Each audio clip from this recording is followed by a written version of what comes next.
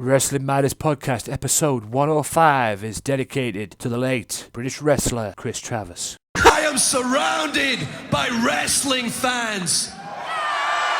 Not sports entertainment fans. Professional wrestling fans. Professional wrestling. This is it. This is us standing up.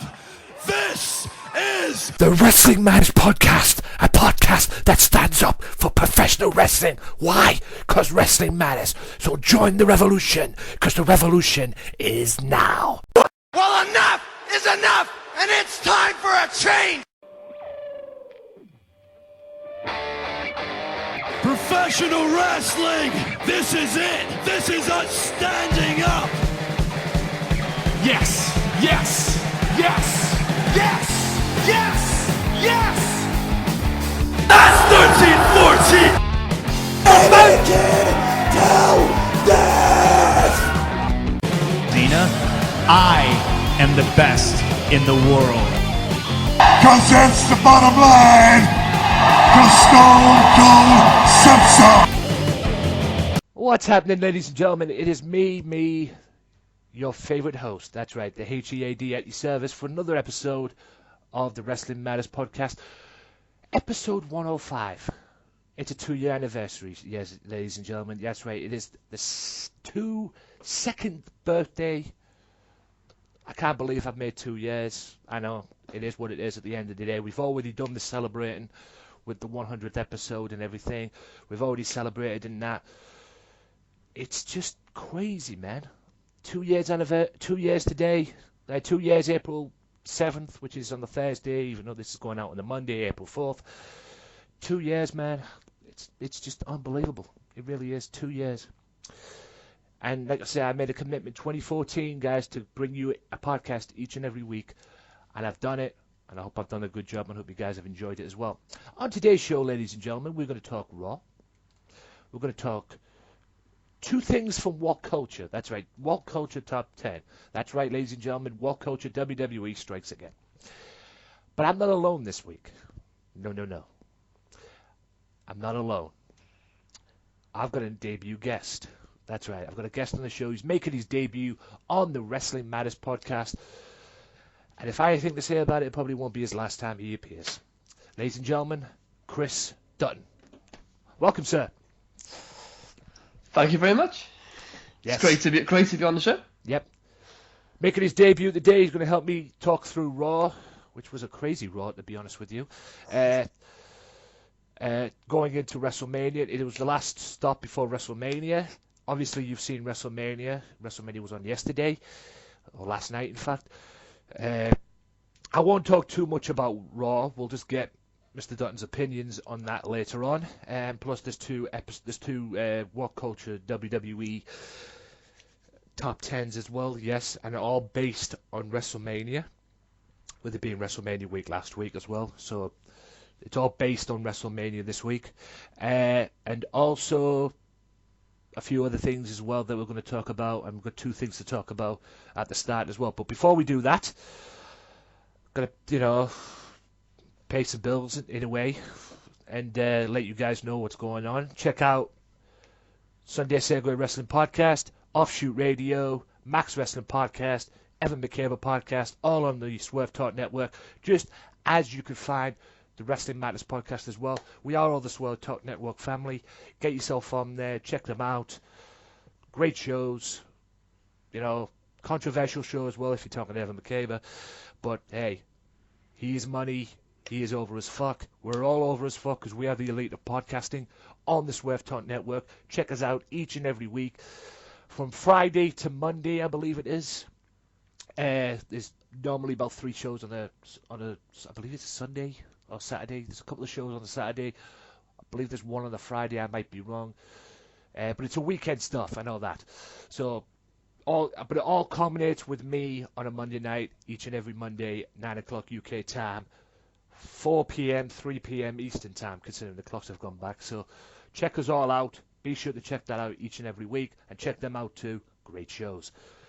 Also check out my partners, OSW TV, The Raging Falcon, Be sure to also check out the Mystery Island as well. A lot of people, a lot of great wrestlers coming to that place in Liverpool, Birkenhead Market. Be sure to check that out. They've had a lot of people coming up as well. They've had about a week ago, they had Chris Masters there as well. They've had Blue Pants. They've had Rockstar Spud and Carlito.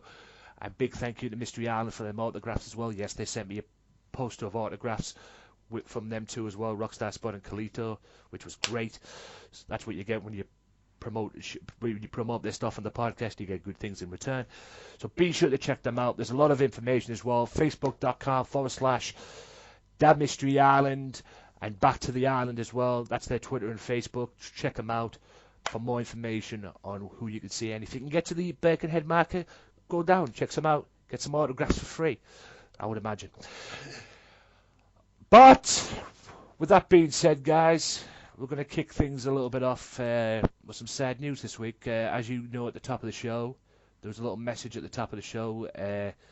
This podcast, this 2-year anniversary podcast, is dedicated to one Kris Travis, who unfortunately died this past week due to stomach cancer. Despite the fact that it was shocking because he got cleared from it. He actually beat cancer. That's why he ended up going back in the ring. And I remember him he made his ICW return, and then he also made his return to Progress Wrestling, and he had a match with Marty Scurll, which was off the chain. He's known for being on TNA's British Boot Camp as well, and I believe that's where he first got diagnosed with this stomach cancer, being on that boot camp. Because if I'm being honest with you guys, I think he might have won that boot camp at the rate it was going. From what I remember on that show, I think he might have won it if he hadn't got diagnosed. He was known with his tag team partner Martin Kirby as well.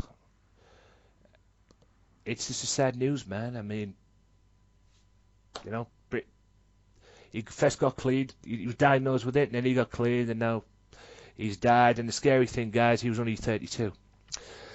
So, it is what it is, and Mr. Dutton's got something to say about it briefly, so I'll hand it over to you, sir.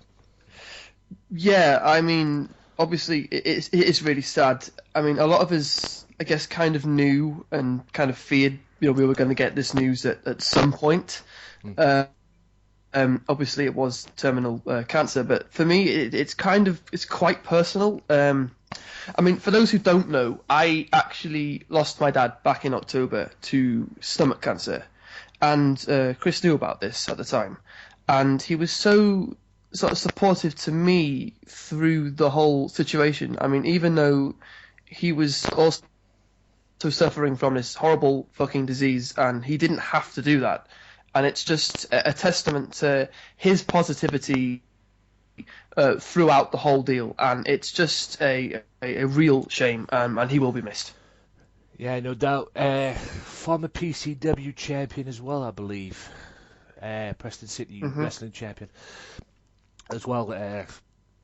Yeah, big loss. I mean, when I got back into BritWres, PCW Preston is where I went, and Chris was one of the first guys I saw on the show that was like, oh god, this is just, I need to get back into this. He stole the show in a match with, I think it was Chris Masters, and it was just awesome. Kevin Steen was on that show, and it was amazing. But Kris Travis stole the weekend and made me a hardcore fan of British wrestling. And if it wasn't for Kris Travis, I probably wouldn't be involved in British wrestling today.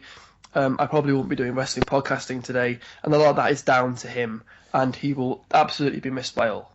And it just shows that the outpouring of love and that he's received, just in the past couple of days, it's amazing. Yeah, I had to change my schedule yesterday. I meant to do a top 5 of my favourite WrestleManias as part of WrestleMania week on the Wrestling Matters channel last week, but I changed it up a little bit because I had to add this in as well, because this happened 6 hours earlier as I was scheduled to do that video, which I've done. You can check it out on the Wrestling Matters channel, AJW Wrestling Matters. I think you've seen it, Chris. Yes. I did that as well. Me downing a big pint of Coke in one for him. But yeah, it was a shocking moment, and like Chris says, he had a great rivalry with Chris Masters in PCW for the title. as well as being tag team partners with Martin Kirby as well. Great tag team. And he'd be missed, and it's just a shocking moment. And you talk about your family, members of your family being suffer with cancer, and how Kris helped you in that way. I've got a member of my family who's suffering from cancer at the moment. She's okay. She's taking chemotherapy and everything. I'm not going to go into too much detail, but she's okay. I mean, she's a hothead and all that, and it's going to take more than that to get rid of her. But I can't help but worry. I mean, she's the best. She's spot on, lass. I mean, she's my auntie. Let's tell that as it is. She's my auntie, and I do care about her a lot. And I've known her for a long time, well before she married my uncle. In fact, because once upon a time she was my dinner cook at school, and I can't help but worry, even though at times I've asked her, she tells me she's okay, which she is. She's still the old hothead, as I know. And yes, ladies and gentlemen, I love her to bits, but she's a hothead at times. And I still can't help but worry about her, though, and I always worry about her. That's why I've been going down as much as lately. Even though she's helped me out in a few things as well, I've always gone down to check up on her and everything, because I do care about her. And I am fearing the worst, but hopefully it will not happen. But it has happened with Kris, 32 years old. It just goes to show appreciate what you have today, because it might not be there tomorrow. And we had a great wrestler. He's no longer with us. Right, moving on to positive things. Besides that bit of sad news, ladies and gentlemen, I also read this week that it seems that WWE are going to be doing some rebranding after WrestleMania, because I mentioned this on my video as well, yes, that I did with the Kris Travis thing and everything, but I'll mention it here as well. It seems that WWE, hopefully tonight, as this is going out on Monday, for Monday Night Raw, it seems that WWE are going to be doing some rebranding. Please let this happen, because whoever walked out of WrestleMania, and you guys know what I'm talking about, as the Divas champion, may be turning into the women's champion, because it seems the WWE are looking to drop the Divas title, as it's known, the butterfly belt, to bring back a reincarnated new version of a women's championship and calling it the women's division, which needs to happen. It's been happening a long time, because you know I've been very vocal on this podcast, guys, about the Divas division, about, what the fuck it should be doing, and how I've been pissed off about it, and especially when Paige won her first Divas title and how she was booked on that, which was a fucking clusterfuck in its own self. So, what do you think, Kris? Yeah, I mean, I've been waiting for this day for such a long time. I've always been very vocal about my dislike of the whole diva branding and that belt, especially that belt. Yeah, it's great. I mean, I know we've got this whole Divas revolution, if you want to, whatever you want to call it, but I mean, really, to me, it should be the women's division. To me, the term diva is kind of derogatory in a way. I think that they deserve to have sort of more of a respectful position, especially on the shows, because look at the booking. Do you know what I mean? Mm. I mean, but the belt. Have we actually seen this belt yet? No. From what I've read, apparently it's kind of similar to the world heavyweight title. Yes, I have read about that. Yeah, it is similar to the WWE Heavyweight Championship belt, which I think is fantastic, because just because yes they're women, yes they may be divas, but it doesn't mean they have to come out with a bright pink fucking sparkly belt. Yeah. I don't see that. No, I got it years ago when they did it then. I didn't like it, but I understood it. But now, especially with the caliber of women's wrestler they've actually got there now, I think it deserves to have a bit more respect. And I hope that this will be kind of the catalyst for that. Yeah, it is. For what I've read, guys, and Kris is absolutely right, it is a replica-ish of the WWE World Heavyweight title, but it's a smaller version, obviously. with it being the Divas, but it's like it's similar and a replica in a way, or an image, if you will, of the WWE World Heavyweight Championship. So that is good in that respect, if that's the case. Hopefully this goes through. Like I say, it's just reports. We'll find out in probably the next week or so if it's happened tonight. We'll probably find out tonight on Raw. But it seems that whoever walked out, and like I say, you guys know, guys, I'm not giving any spoilers away. You guys know who walked out if you saw WrestleMania. And if you don't, you'll definitely find out tonight on Raw. Whoever walked out of Charlotte's, Becky Lynch and Sasha Banks' Divas title match will be the women's title. And like you say, it goes back to what I watched on WWE Network when I watched I believe it was the NXT show. The show they did, the series they did on NXT, and that, when they were building up to Sasha Banks and Bayley's match, which I believe was a takeover, the Iron Woman match. It goes back to what Sasha said. When she first came in, she got taught not to strike and, to be diva and everything. And she was like, ew, let's just get in the ring and kick some ass, which is what they should be doing anyway. And I could understand there's a lot of people on that roster, a lot of female wrestlers on that roster that have wanted to do this, that wanted to branch out and just wrestle and kick some ass. But, it's like I've said many times, Vince McMahon being out of touch or being a complete idiot, he's had them handcuffed. The shackles have been on them. Say, oh, you can't do this, this, and this. You have to do this, this, and this. It amazes to me because he's always been arguing with Triple H backstage for overpower and everything and direction. It's amazing how Triple H hasn't gone bald, quite frankly. But it's a shackles thing. But hopefully now the shackles will be off and it can just turn them loose. And granted, there's going to be a lot of wrestlers, female wrestlers on there that probably can't wrestle worth a dime still. Send them to NXT. Because at the end of the day, that's what NXT's for. Developmental. Yes, it's a brand itself. It's a brand that's breaking out on its own and making big waves in the indie circuit and whatever. But send them wrestlers, them female wrestlers that can't wrestle. And there's a few. There's a few that you think to yourself, what the fuck are you doing on that roster? Because you can't wrestle worth a dime. Send them to them. Eva Marie's on there. How the fuck she got on WrestleMania's card, I don't know. But anyway...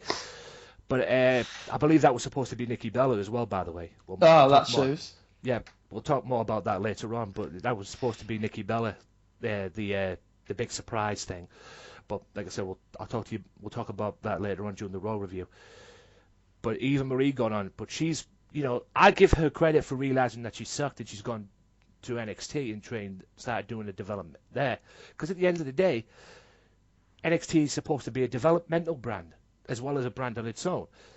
But a lot of people have gone straight into the Raw roster, who need that development and haven't got it. Braun Strowman being one of them. It's very telling when you have guys like Finn Balor and Samoa Joe and Sami Zayn, and these guys come in and Shinsuke Nakamura again, and they go straight to NXT. Where really, I understand that they could do with some conditioning time to get used to WWE rings. I know it's a lot different from the indie circuit, but when you have people like Eva Marie and, like you say, Braun Strowman going straight onto Raw, it kind of makes you wonder, well, why? Yeah, exactly. I mean, you've got these great talents who basically don't need developmental. I mean, at the end of the day, they're just going to WWE's NXT, probably just like Chris said, just to get used to the ring and everything, because WWE is entirely different to an indie circuit wrestling ring. Like, Ring of Honors and PWGs and whatever the fuck. It's entirely different. But like I say, that's what it's there for. But like I say, like Chris correctly says, you've got Braun Strowman, who's never had a bit of, he has appeared in the Performance Center. We have seen clips of him being in the Performance Center. But I don't remember the last time he was on an NXT show. And the NXT is supposed to be a developmental area, but he got obviously picked. Or we'll think, oh yeah, we'll take him, we'll put him, he's perfect for the Wyatt family. He could be a young guy in the Wyatt family and get developmental that way. He sucks. Okay? Which is fine if he's not in the ring on TV. Yeah. He could be House show's great. House show's great. He could be the ring on. He doesn't have to be in the ring on the TV. He could have been a bodyguard for them. I mean, Exactly. Tailor-made for the bodyguard, but he's been in the ring. And the don't guy, get me wrong. Yeah, he's a big motherfucker. He's dominant, but he can't wrestle. He can't wrestle worth a dime. He can't fight. And all this talk about him facing the Undertaker, nobody wanted to see that. Could you imagine? That would have killed him. And there's all this talk as well.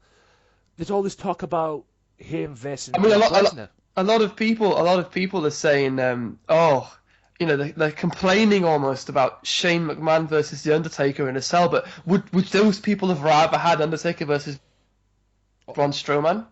I think they would have took Shane McMahon and Undertaker over Braun Strowman, Undertaker any day of the week. But like I say, it goes back to this. There's all this talk about him fighting Brock Lesnar at SummerSlam.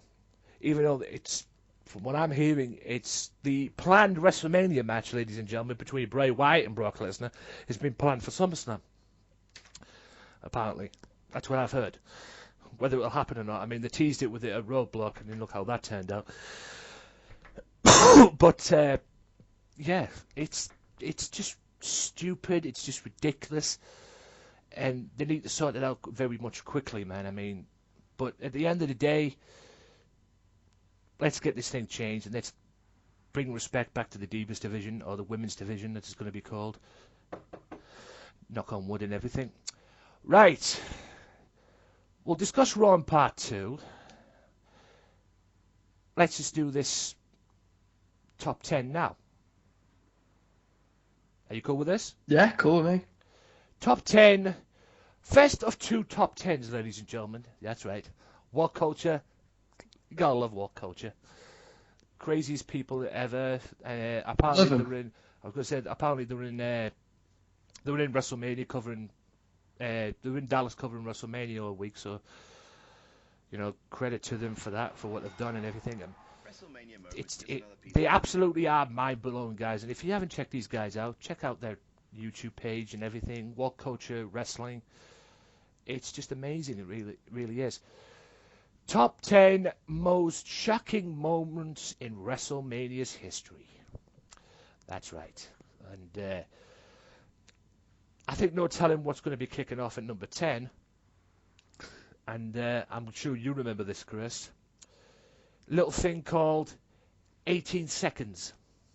That was so pissed off at the time. Yeah. For those that don't know, at a WrestleMania, can't remember which one it was, but at WrestleMania, Sheamus was supposed to go one-on-one with Daniel Bryan. The biggest thing that pissed me off about this match before this was, I believe it was the supposed once-in-a-lifetime match with The Rock and Cena's WrestleMania in Miami. This was supposed to be a World Championship match.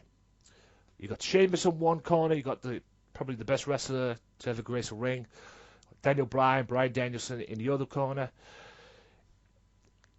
and Daniel Bryan gets beat in 18 seconds. He kisses AJ Lee, who he was with at the time as manager and girlfriend or whatever, kisses her, turns around, takes a boot in the face, cover, 1, 2, 3. Despite the fact that this was the curtain jerker of that WrestleMania, the opening match, that was the one thing that pissed me off. But then this, basically they squashed the best wrestler in the company. And yet, at the time, he was the best wrestler in the company, if not one of them.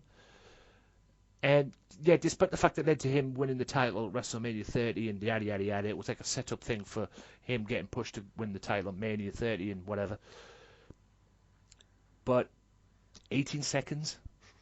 Well, I think it's more the fact that it was a title match. That's the thing that pissed off a lot of people. And more so that they were meant to fight the year before at 27.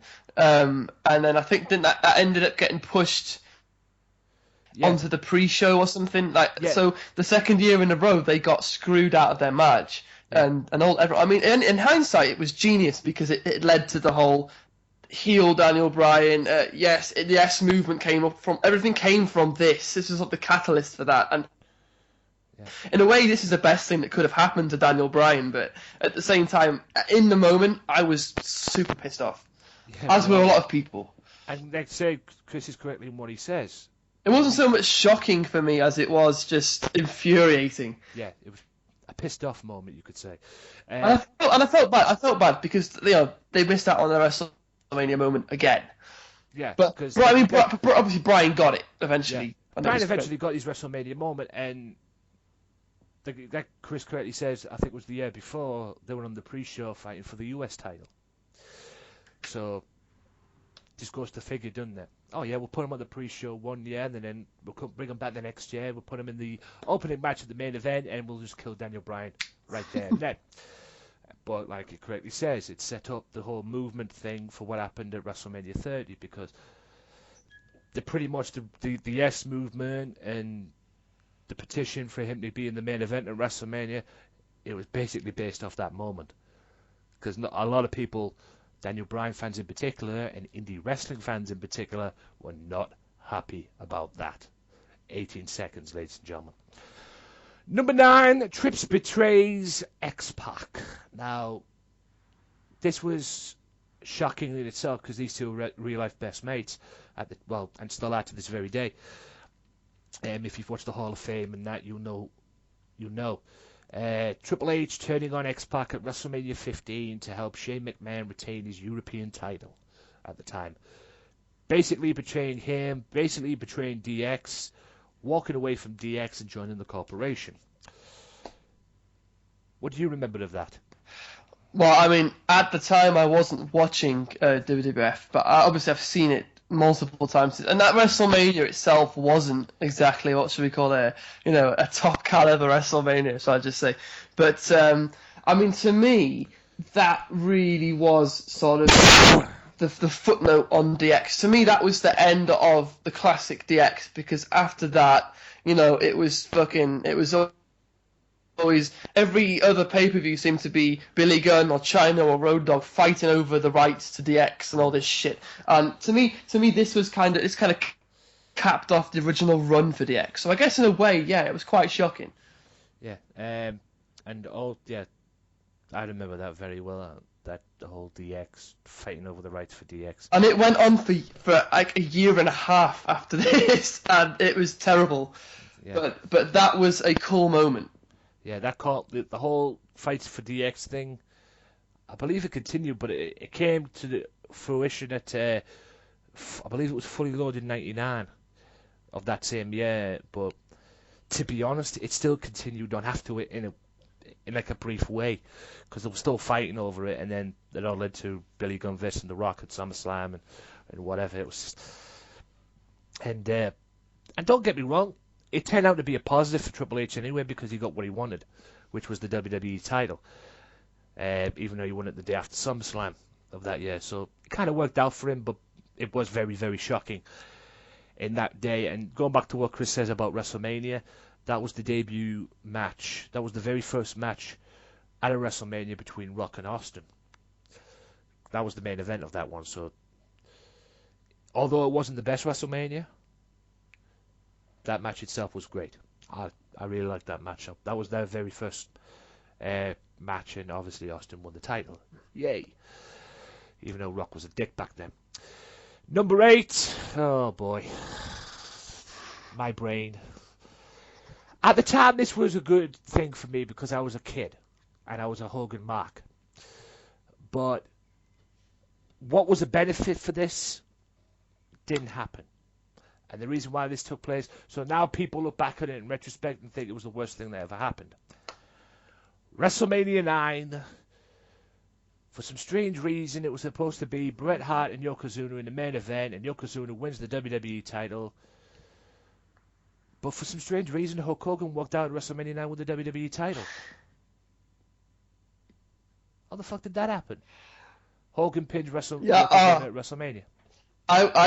There was a point a while ago, I was supposed to do a roundtable podcast just covering WrestleMania 9, and I was set to let loose on this event, but it never came into fruition, and I was gutted about that.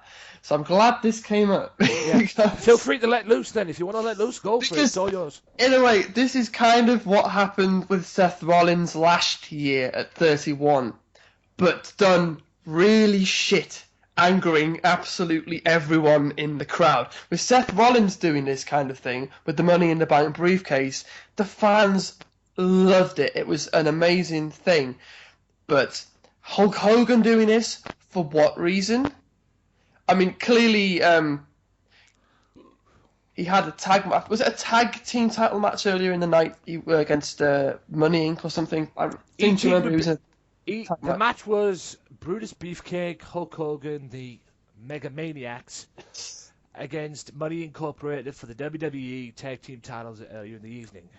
Awful. And obviously now we know why he agreed to that, because he got to end the show with this belt, which was absurd. Because you think about it, you could have had Bret Hart overcoming the giant Yokozuna, proving his mettle as world champion, and that would have been a great moment to end WrestleMania on. But no, we get the salt in the eyes, Hogan coming out.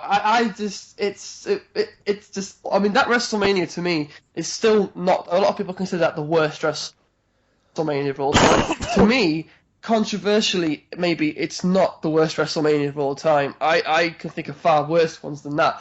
I'm looking at you, 27. But yeah, I love the atmosphere for that WrestleMania. So maybe it's nostalgia goggles or something, but that was the worst way they could have ended it. It was just mind-boggling. Just who booked it? Why would you book that ending other than just to give Hogan his vanity belt back? And everybody knows what happened at WrestleMania 32. You guys know what happened. We're not going to give any spoilers away or whatever. But everybody knows what happened at WrestleMania 32. There was talk of John Cena doing exactly the same thing at WrestleMania 32. Because there's all these rumours about him coming back. He's back. He's got back injured. He's away from injury. Yada, yada, yada. There was talk of him doing exactly the same thing at WrestleMania 32 in the Roman Reigns Triple H match. Roman Reigns couldn't continue, apparently. The angle was Roman Reigns couldn't continue.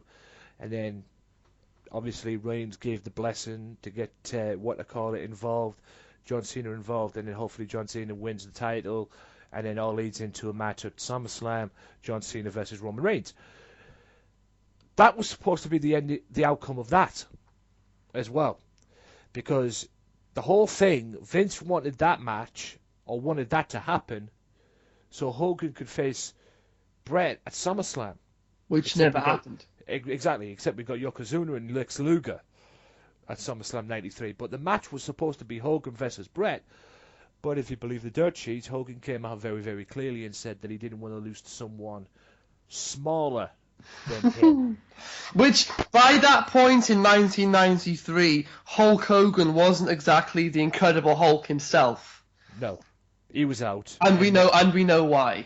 And he eventually dropped the title to Yokozuna at the King of the Ring in an incident, the original incident, which made the Bray Wyatt Dean Ambrose match at TLC one time look like something out of Toys R Us.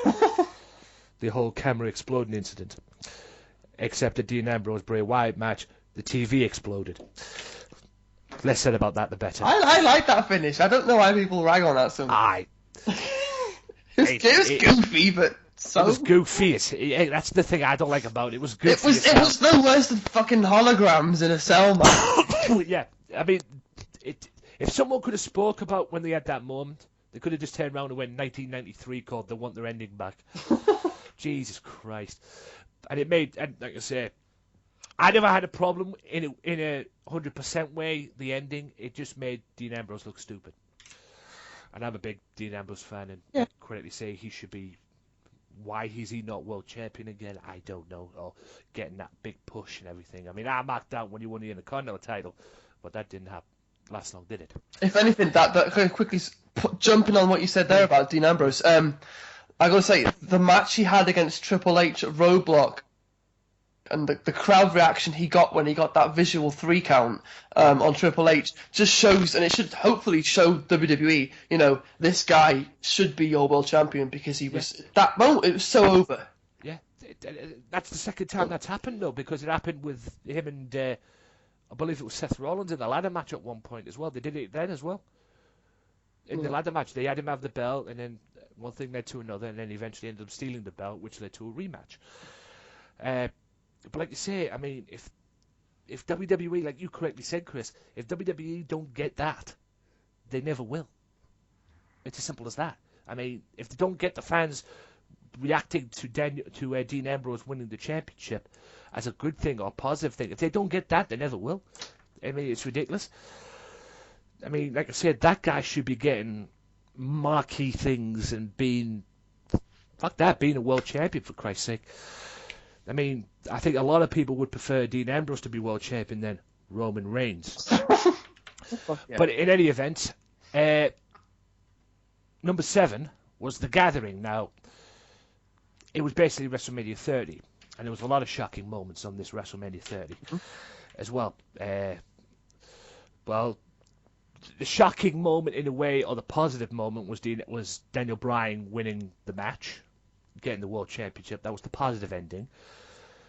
2 shocking moments for me was, and I'll never forget this because I was actually on Kenny's show when this WrestleMania was happening, because he was doing a live broadcast during WrestleMania, and I actually went on to the show watching Brock Lesnar Undertaker match, and we all know how that turned out, didn't we?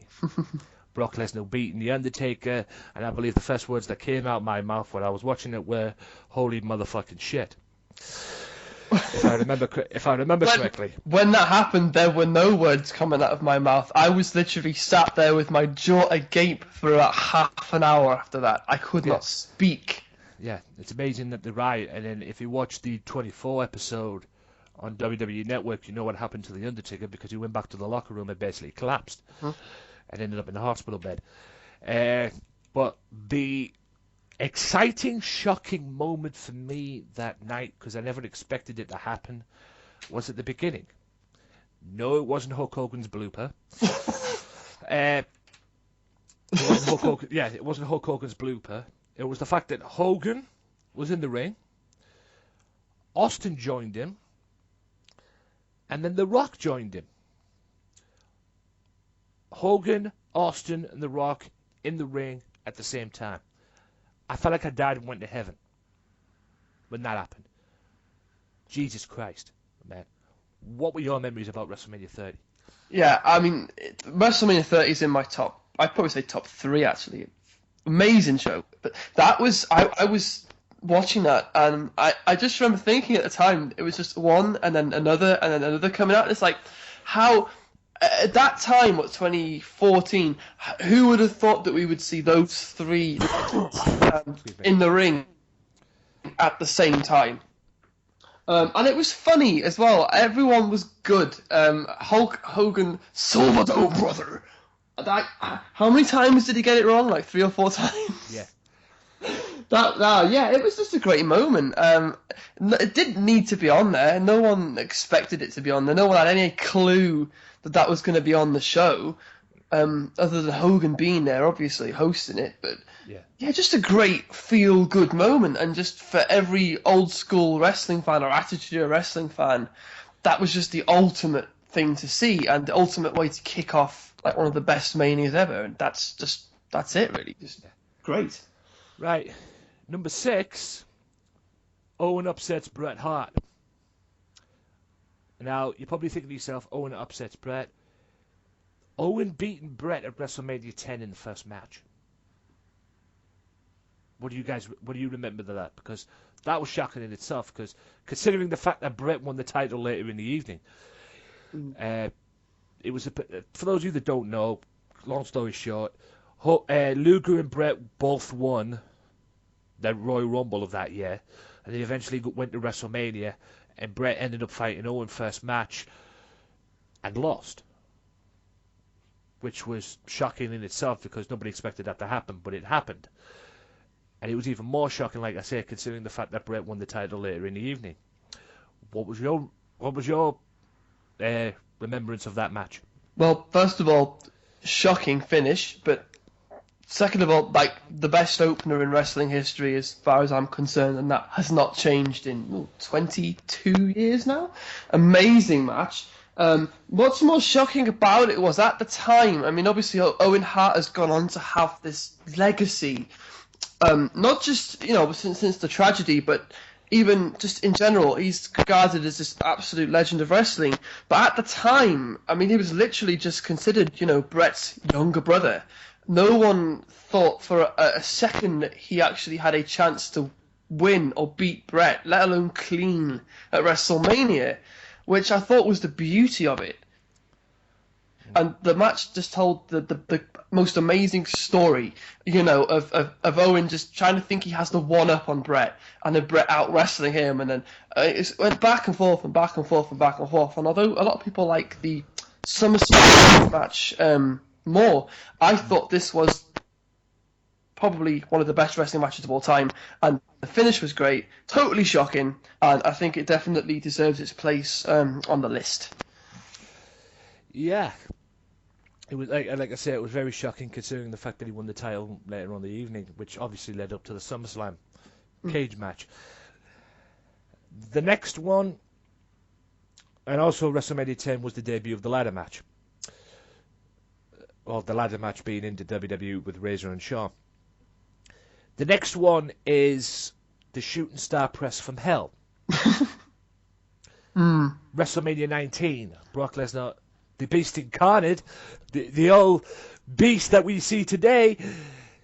He didn't feel like a beast when he walked out of that match at WrestleMania 19 against Kurt Angle, considering the Shooting Star Press that he did when he drove his face right into the canvas.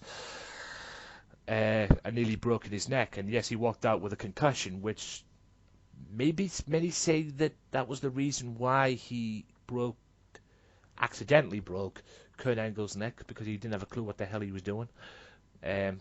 Yes, he did an F5 in that, but one F5 led to Kurt Angle breaking his neck and everything, and they literally beat the hell out of each other in that match. And that was like one of my, I believe it was top 3 WrestleManias, favorite WrestleManias, based on that match itself, because it was fascinating to see two wrestlers in the main event of WrestleMania. Not sports entertainers, professional wrestlers, because these two were amateur wrestlers, and they're both in a main event of probably the biggest show in wrestling history. What was your take of that Shooting Star Press from Hell? Oh God! Well, first of all, it's a miracle we got the match at all, considering the state that Kurt Angle's neck was in. I mean, around the time I just got back into watching pro wrestling, so I was like the biggest SmackDown mark at the time, because that time period, 2002, 2003, when Paul Heyman was on the books, was just incredible from a wrestling standpoint. So the fact that Kurt Angle was supposed to drop the belt like 3 days before on the SmackDown and not work WrestleMania is a testament to how tough the guy is. But for Brock Lesnar to go and do that, and of all the times he's hit that move before, I know we've never seen it on TV. I mean, was he supposed to actually hit it, or was Kurt supposed to move? I believe he was supposed to hit it. You can't really tell because he kind of does the dive, and then Kurt kind of gets pushed out of the way by Brock's flying head, which is just one of the most horrific botches I've ever seen. Yeah, I was going to say it's amazing that Brock Lesnar didn't realise how far away he was from Kurt Angle at that point as well. I think that's part of it, but also I think he said something about the ropes were kind of slippy, or they were wet, or he lost his footing, and it just looked horrific. And I'm amazed he got up from that and finished them. I know it didn't go on much after that, but absolutely insanity. Yeah, he's a tough guy, that Brock Lesnar. Sick bump. But it was just another moment. I mean, the match would have been remembered as being an amazing technical wrestling match anyway without that. But I think the fact that actually happened might have elevated the match even higher, because that's what a lot of people remember from that match, rather than just being, a great wrestling exhibition. Yeah. Like I said, it almost killed Lesnar, and like I said, it's amazing he even finished the match up, to be honest. It's amazing he even knew where he was in that ring at that point, because like I say, he walked out of there with a concussion. And I don't think he did know where he was. He got up and shook Kurt Angle's hand and hugged Kurt Angle, so he obviously knew he was hugging somebody. Whether he knew he was hugging Kurt Angle, I don't know, but he obviously knew he was hugging Kurt Angle at the time was shaking his hand and everything. A lot of people came out of that WrestleMania seriously hurt, but I think Brock might have come out the worst of all. Oh, Brock definitely came out the worst. You drive your head into the mat the way he did. You don't come out worse than that. Jesus. I mean, like I say, he almost killed himself. The next one, I don't know if this is a shocking moment to me. It's a shocking moment at WrestleMania because it's never happened at a WrestleMania. But I saw this coming because he didn't do it throughout the year. And we all know there was only one place he was going to eventually do it, and that was at WrestleMania, and that was the cash-in with Seth Rollins. Seth Rollins cash-in at WrestleMania during what was supposedly supposed to be Brock Lesnar versus Roman Reigns, but turned into a triple threat match. I mean, what was your take on that? I mean, like I say, it's not shocking to me. It's shocking based that it's never happened at a WrestleMania before. But it's not shocking to me because, in a way, I kind of saw this coming. I mean, we all did. Yeah. Even people that I talked to could see this coming as well. That it was going to happen because he never did it throughout the year. Where is he going to do it? Yeah. I mean, a lot of people saw this one coming. I had it in the back of my mind, but I didn't think. I mean, obviously, if he was going to do it, I would have expected it to come after the bell, after the finish of the match. That's when it usually tends to happen. So, I mean, the match was a lot better than I personally expected it to be. I thought the match was really, really good. But for him to his music to just play just randomly when they're both down and coming down, that for me was where a lot of the excitement came from, because I think a lot of people were expecting, Roman to win it first and then Seth to come out, or Brock to win it first and then Seth to come out. So yeah, it was genuinely shocking. And I mean, as soon as he came out, I think everybody knew that he was going to win. I mean, if he'd come out and lost, that would have killed it dead. So yeah, just a really cool moment, and I think a really good use of the Money in the Bank briefcase. Oh, it was definitely a good use and definitely a very cool moment, especially if you're a Seth Rollins fan as well. Very cool to see someone from NXT held the standard barrier for NXT in the NXT title division, at least, becoming the champion. Because considering what you've heard about Vince McMahon saying there's not many stars on NXT, though he doesn't consider that many stars on NXT or any NXT roster members to be stars, he obviously thought something about Seth Rollins, or either that or Triple H had to drill it into him at some point. But at the end of the day, it was a cool moment.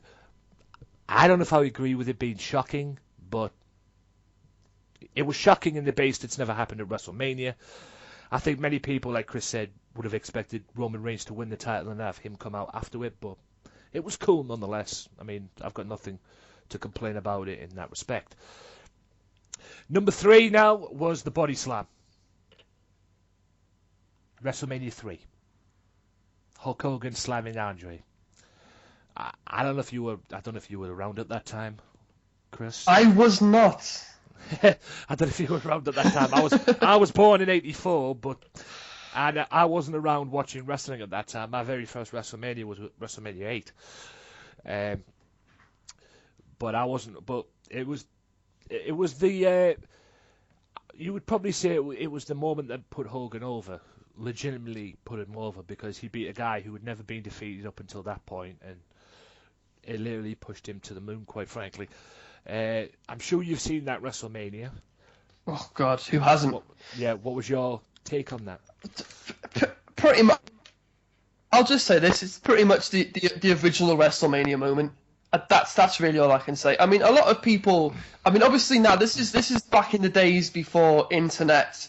Before YouTube, and I think obviously he'd been slammed a lot of times before that by a lot of people, including Hogan in WWF. But obviously, unless you were in that crowd or unless you'd been at the shows, you wouldn't have known about that. So at the time, considering how wrestling was in sort of the golden age, that was just a holy shit moment, because obviously the size of Andre then, at that period, he was obviously winding down his in-ring career. It just looked like an impressive feat. So, really, that's the original holy shit, the original OMG moment, the original WrestleMania moment, and it's a testament to how it sort of stood the test of time, and it's still remembered. I mean, obviously now with the whole Hulk Hogan situation at the moment, it's probably not going to be made as big a deal of in the WWE as it probably should be, even to this day, because it's such a fond memory for a lot of people. Even going back and watching it, even I wasn't around back then, just a great moment. And like I said, the moment that definitely put Hogan to the level where he ended up being. Definitely, no doubt. Number 2 was the heel turn. Now, I remember this very well because I was so bummed out after watching this. WrestleMania 17. Austin shakes hands with a deal. Austin shakes hands and does a deal with the devil. Vince McMahon. And I was so bummed out after this because I remember this, not knowing what the story was behind it and everything. My idol, and Austin's always been my idol, no doubt, shakes hands with the devil, Vince McMahon. I even went into college the next day after having some issues at college and everything. I ended up doing a after class. Basically, I got into something that I should never have got involved in the first place, but I did at college. It wasn't drugs or anything, it was a fight. And Middlesbrough College made me out to be some sort of a psychopath, quite frankly, because I've never had a fight up until that point in my lifetime. And considering I happened at Middlesbrough College, nobody... basically, Middlesbrough College had me down for some sort of a psychopath, the way they were portraying it and everything. And I ended up doing after classes just to let people know that everything was okay, there was no issues and whatever. I did a class after college on this day, the night after this happened, or the day after this happened and everything, and I couldn't take part in it. I was so bummed out, just thinking that my idol would sign a deal with the devil himself. Did it work for Austin? No. Long term, it didn't. As we all know, it was a clusterfuck, quite frankly, considering that was the year that also the Alliance showed up. But it could have worked. I believe it could have worked, the heel turn, if Triple H hadn't got injured. Because they had the two-man power trip at that point as well, the two-man power trip tag team. Great team.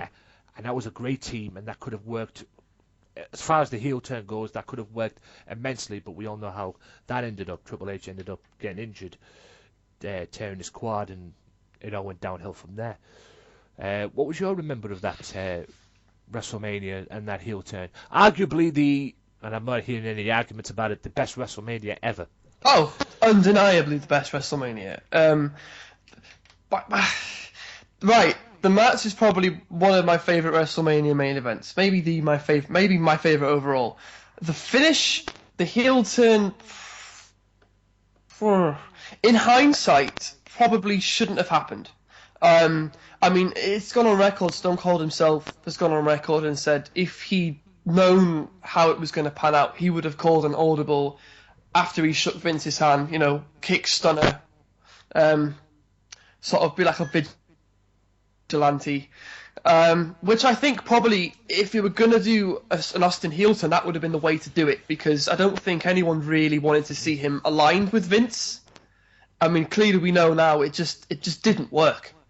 But as a moment at the time, as a holy shit moment, yeah, it was quite a big one, because I don't think anyone actually saw that one coming. Yeah, and I didn't see it. Like I said, I went to college the next day bummed out. But like Chris correctly says, in hindsight, if Austin could have probably changed that, he probably could have done, because obviously he didn't know how it was going to turn out. He wanted to try something, and for the long term at least, it didn't work, unfortunately. And like I said, that was the year the Alliance showed up and all the Alliance angle and everything, and we all know how the Alliance angle turned out. He ended up being the leader of the Alliance. And speaking of holy shit moments, I've already made my feelings clear about this, but what was your memory of... I'm sure you've already explained this a little bit as well earlier on.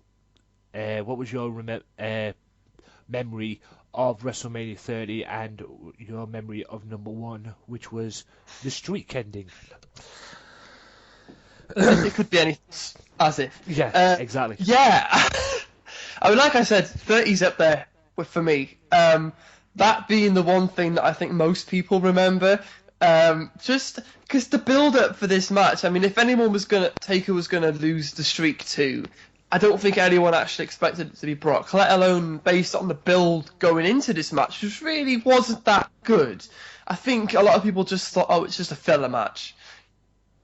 You know, it's just another Undertaker streak match. He's gonna win. It's a foregone conclusion that Undertaker's gonna win. So, watching it, I mean, the match was pretty bad. I mean, we know now why. Obviously, Undertaker suffered a concussion very early on, and basically it screwed up the whole match. But not that it mattered, because the only thing that anyone remembers is the finish. Third F5, 1, 2, 3. Originally, you know how in hindsight you remember in your head visualizing something different, and this happens to me sometimes, especially in wrestling.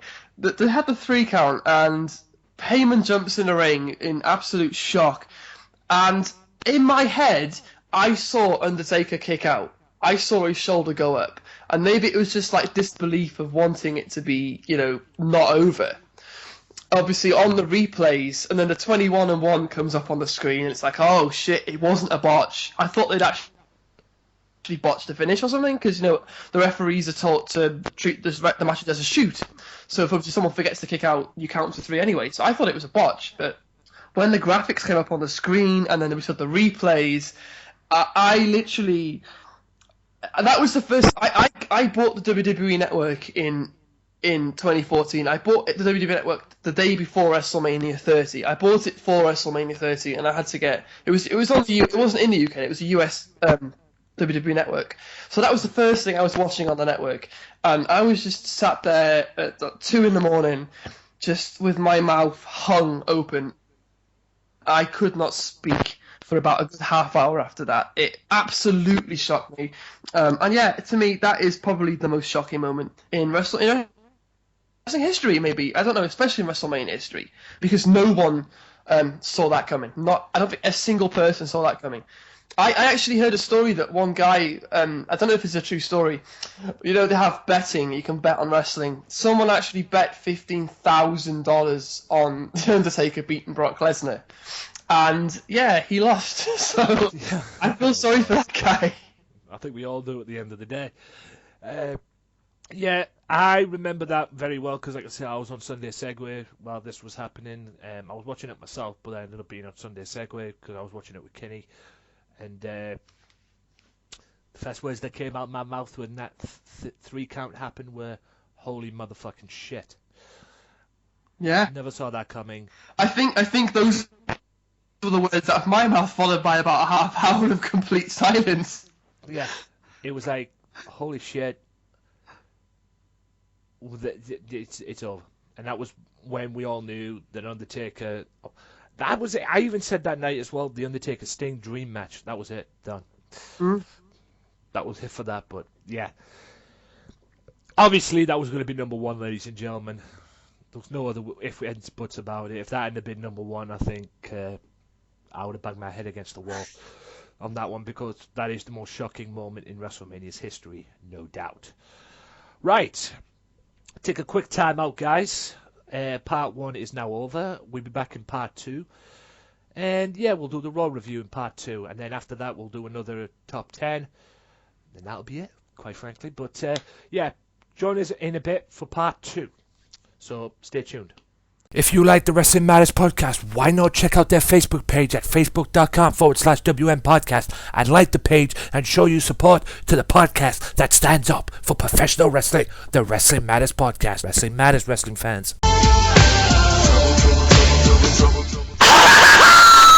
This is Johnny Ferrari. I'm all in with the Wrestling Matters podcast in Vegas, baby. I've been fighting all my life. Welcome back to part 2, ladies and gentlemen, of the Wrestling Matters podcast. I'm here with Chris. We have just discussed the top 10 most shocking moments in WrestleMania's history. And we've got another top 10 later on. We'll do that in part 3. Right now, we'll talk about Raw. Let's talk about Raw. Like I said, I won't go into too much detail about this, guys, because I've already said my piece. and I don't like to repeat myself, but I'll put my 2 cents in when I can. We'll talk about the main points and what went down. Let's talk about the thing that started off Raw. Shane McMahon, dead man. That's right. Leading into WrestleMania's Hell in a Cell match, which, like I say, you all know what happened at WrestleMania. We're not going to give any spoilers away. But this was probably the best opening to Raw in a while. Easy. Shane McMahon comes out, confronts The Undertaker. Undertaker had a problem with him, talking about his legacy.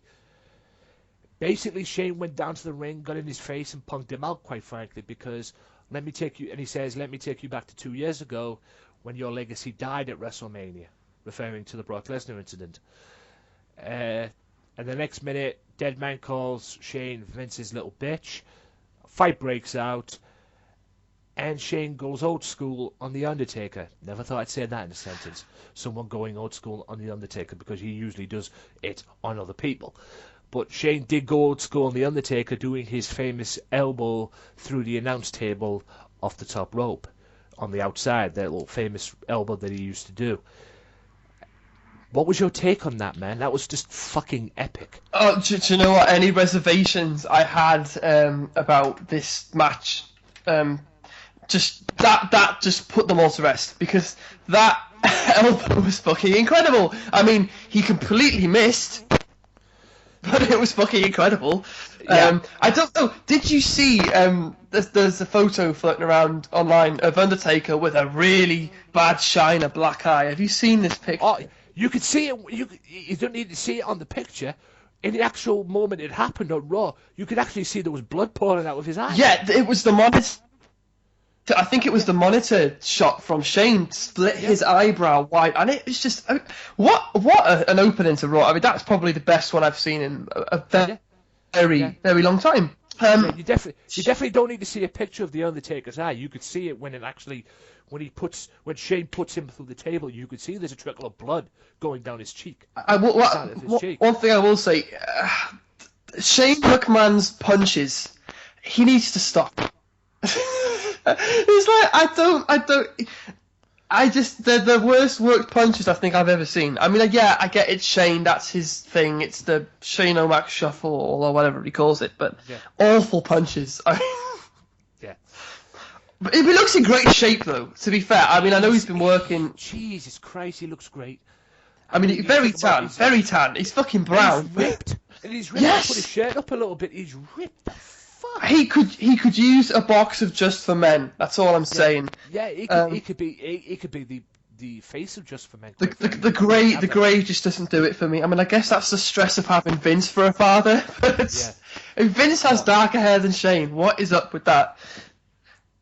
Yeah, and speaking of Vince, he came in later on in the evening and basically punked Vince out too, because Vince wasn't surprised about what happened. He realizes and understood that was Shane. He's fearless, but he came out and basically punked out his old man, saying that he stole the company from his grandfather, Vince's father, and at WrestleMania he planned on taking the company from his father. Yeah, I thought that was great. That was really great. I mean, this I'm not expecting miracles from this match, okay? But I am expecting at least maybe one or two kind of holy shit bump, because Shane's a madman. He's gonna after that on Raw, we're gonna get something big. Of course we would. What would you expect? No less from Shane McMahon. Like I said many times, we all know what happened. You all know what happened in WrestleMania, yada, yada, yada. But like I said, going into this, we all knew that something big was going down. I said this many, many times. Something big was going to go down. It probably involved The Undertaker and Vince McMahon. Shane McMahon was going to do something crazy. You knew something was going to go down. Something big, huge was going to go down in this match. That was like, oh shit, kind of moment. If I can say one thing, Shane McMahon is a fearless man. Oh, we all knew that. I knew that going back. I mean, I still remember the 30-minute match he had with Kurt Angle at fucking King of the Ring one time. Top 5 all time. Top 5. That is in there. No question. Yeah, fucking almost killed him. Kurt Angle almost killed him. There's a great on YouTube, there's a great behind-the-scenes video from that cut angle match, and it's I think it was from Confidential back in the day. It's a good 15-minute segment, and it's just Shane talking and Kurt talking about their match and the backstage and just the whole story of it, and it's just a really good watch. If no one's seen that, go and find that on YouTube. It's incredible. Well, I'll be doing that later on. But yeah, I mean, Jesus Christ, Shane still got it, and the crowd even saw that as well. Right, I'll get this out the way before I talk about the other match. Charlotte and Becky Lynch. The only reason I'll get this one out the way, because it's driving me crazy, and it's not driving me crazy in the way that these two can wrestle, yada, yada, yada. Yes, Sasha was at ringside all leading into WrestleMania. But am I the only one that's getting sick of this thing now with Charlotte and Daddy?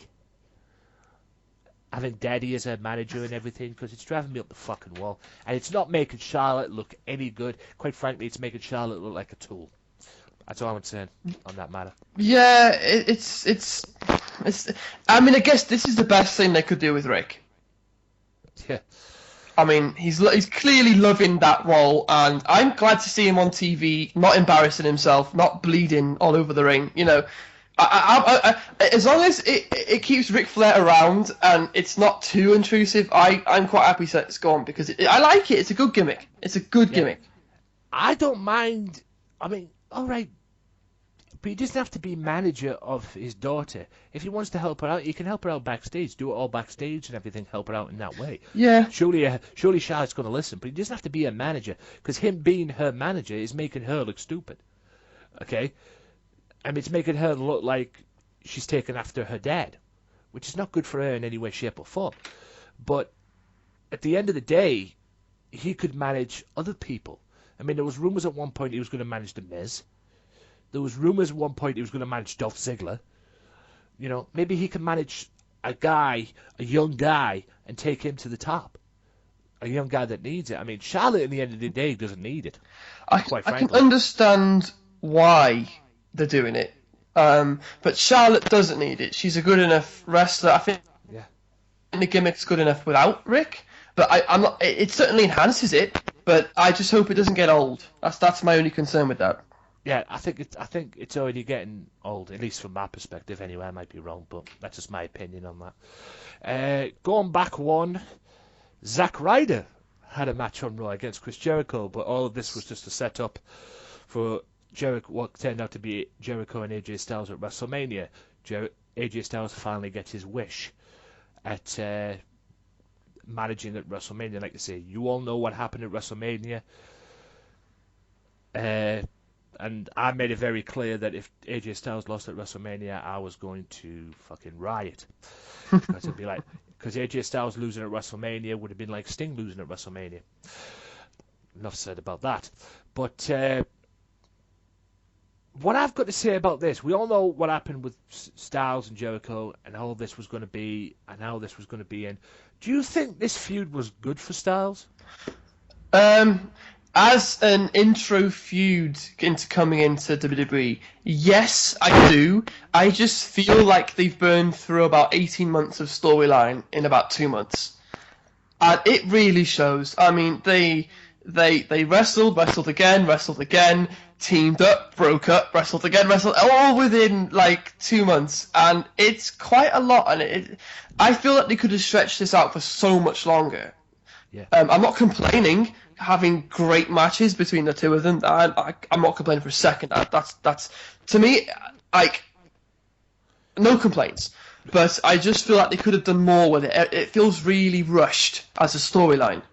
But as far as him being sort of the first rival for AJ Styles, I couldn't really think of many better. It's something they've always wanted to do. They've always wanted to wrestle each other. So I'm glad that I'm just glad we get to see it. But like I say, I mean, what the future holds for AJ, hopefully there's something good. But yeah, it was good. I mean, what amazes me is the fact that Zack Ryder even got into the Intercontinental Championship at WrestleMania. Well, I mean, what the fuck, you know? I think that's more of an injury thing, and they needed someone to. I mean, don't get me wrong. You had 7 guys in there. You know, you had Kevin Owens, Sami Zayn, and Dolph Ziggler. you'd have been best off making that a triple threat match. Yeah. At the end of the day, because Yeah. Ziggler proved his point. He beat Owens a few times as well, so that would have been okay. Miz, whose butt does he kiss to get into these matches? I do not know. But anyway, if he was going to add the Miz in, all right, make it a 4-way. But Sin Cara was lost, and so they had to put him. So basically he was in there to give him something to do, because his buddy's the US champion. Zack Ryder hasn't been relevant on main roster since he won the US title from Dolph Ziggler back in the day, and his woo thing, and his Z-True Long Island story, and that internet title thing. And that's why he's on NXT with the Hype Bros, which actually works, by the way. I love it. Great tag team. Yeah. So there's something good there for him. How did he get on there? I don't know. But anyway, and Stardust needs to go back to Cody Rhodes, quite frankly. Yeah. That's all I'm saying. I don't know if that's going to happen now after Dusty. I think that's something that he's going to stick with. Yeah. But we all know it's Cody at the end of the day. The next match after Charlotte and Becky was a clusterfuck, quite frankly, because it ended in a no contest, which was Big Show and Kane against Social Outcasts. Mm-hmm.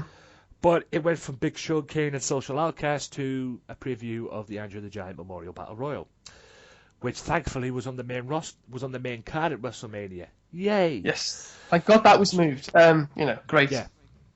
The previous couple of times, or previous year, it's been on the pre-show. But if there's everything that deserves to be on the main card, it's that.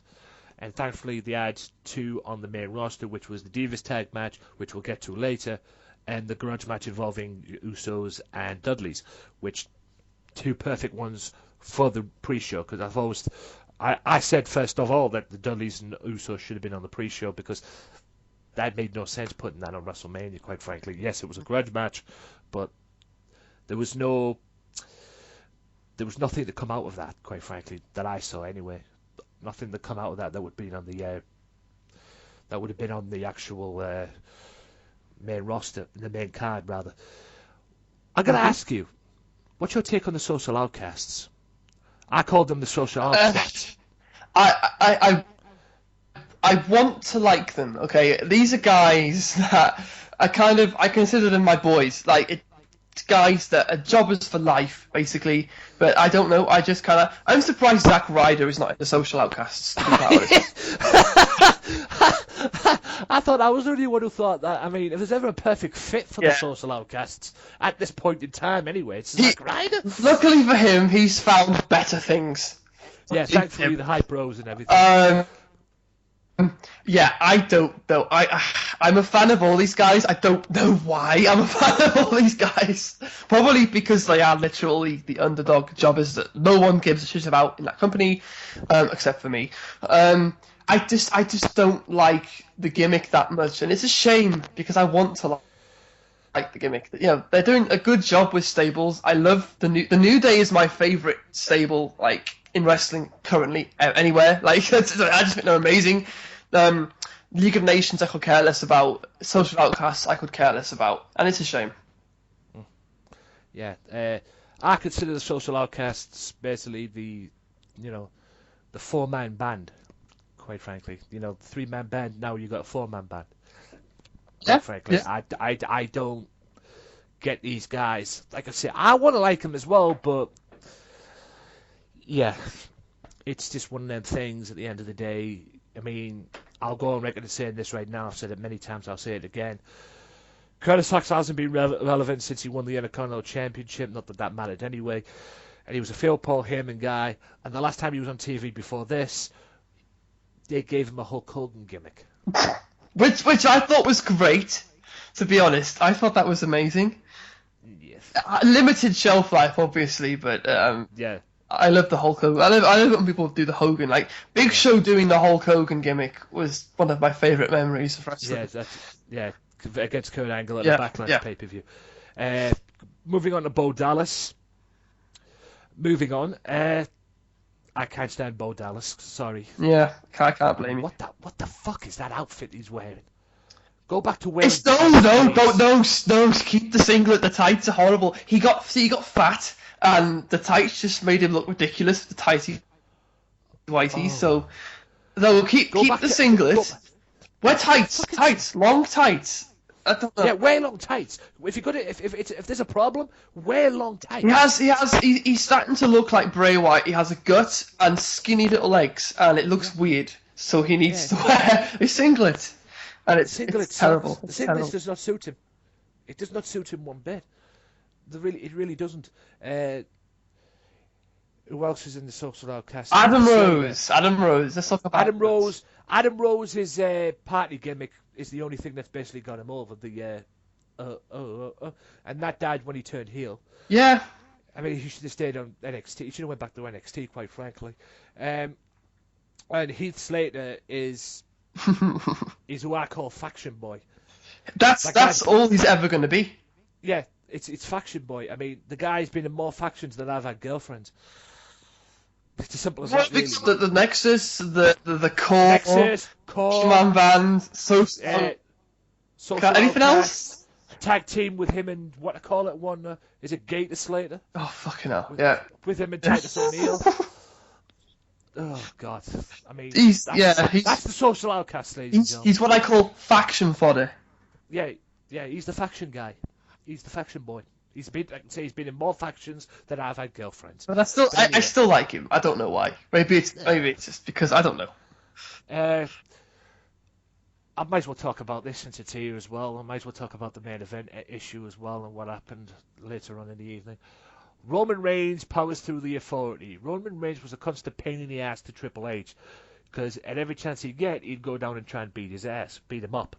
He attacked him out of a car. He went down again and attacked him. Nearly got Stephanie as well. Later on in the evening, Triple H set him up with the Dudleys, and him and the Dudleys jumped him backstage. Going to the main event where they were trying to do what they were trying to do before the message. And by the way, thank you for interrupting Stephanie McMahon, Roman Reigns, the way you did as well, because she was annoying. I love Stephanie, but it's annoying.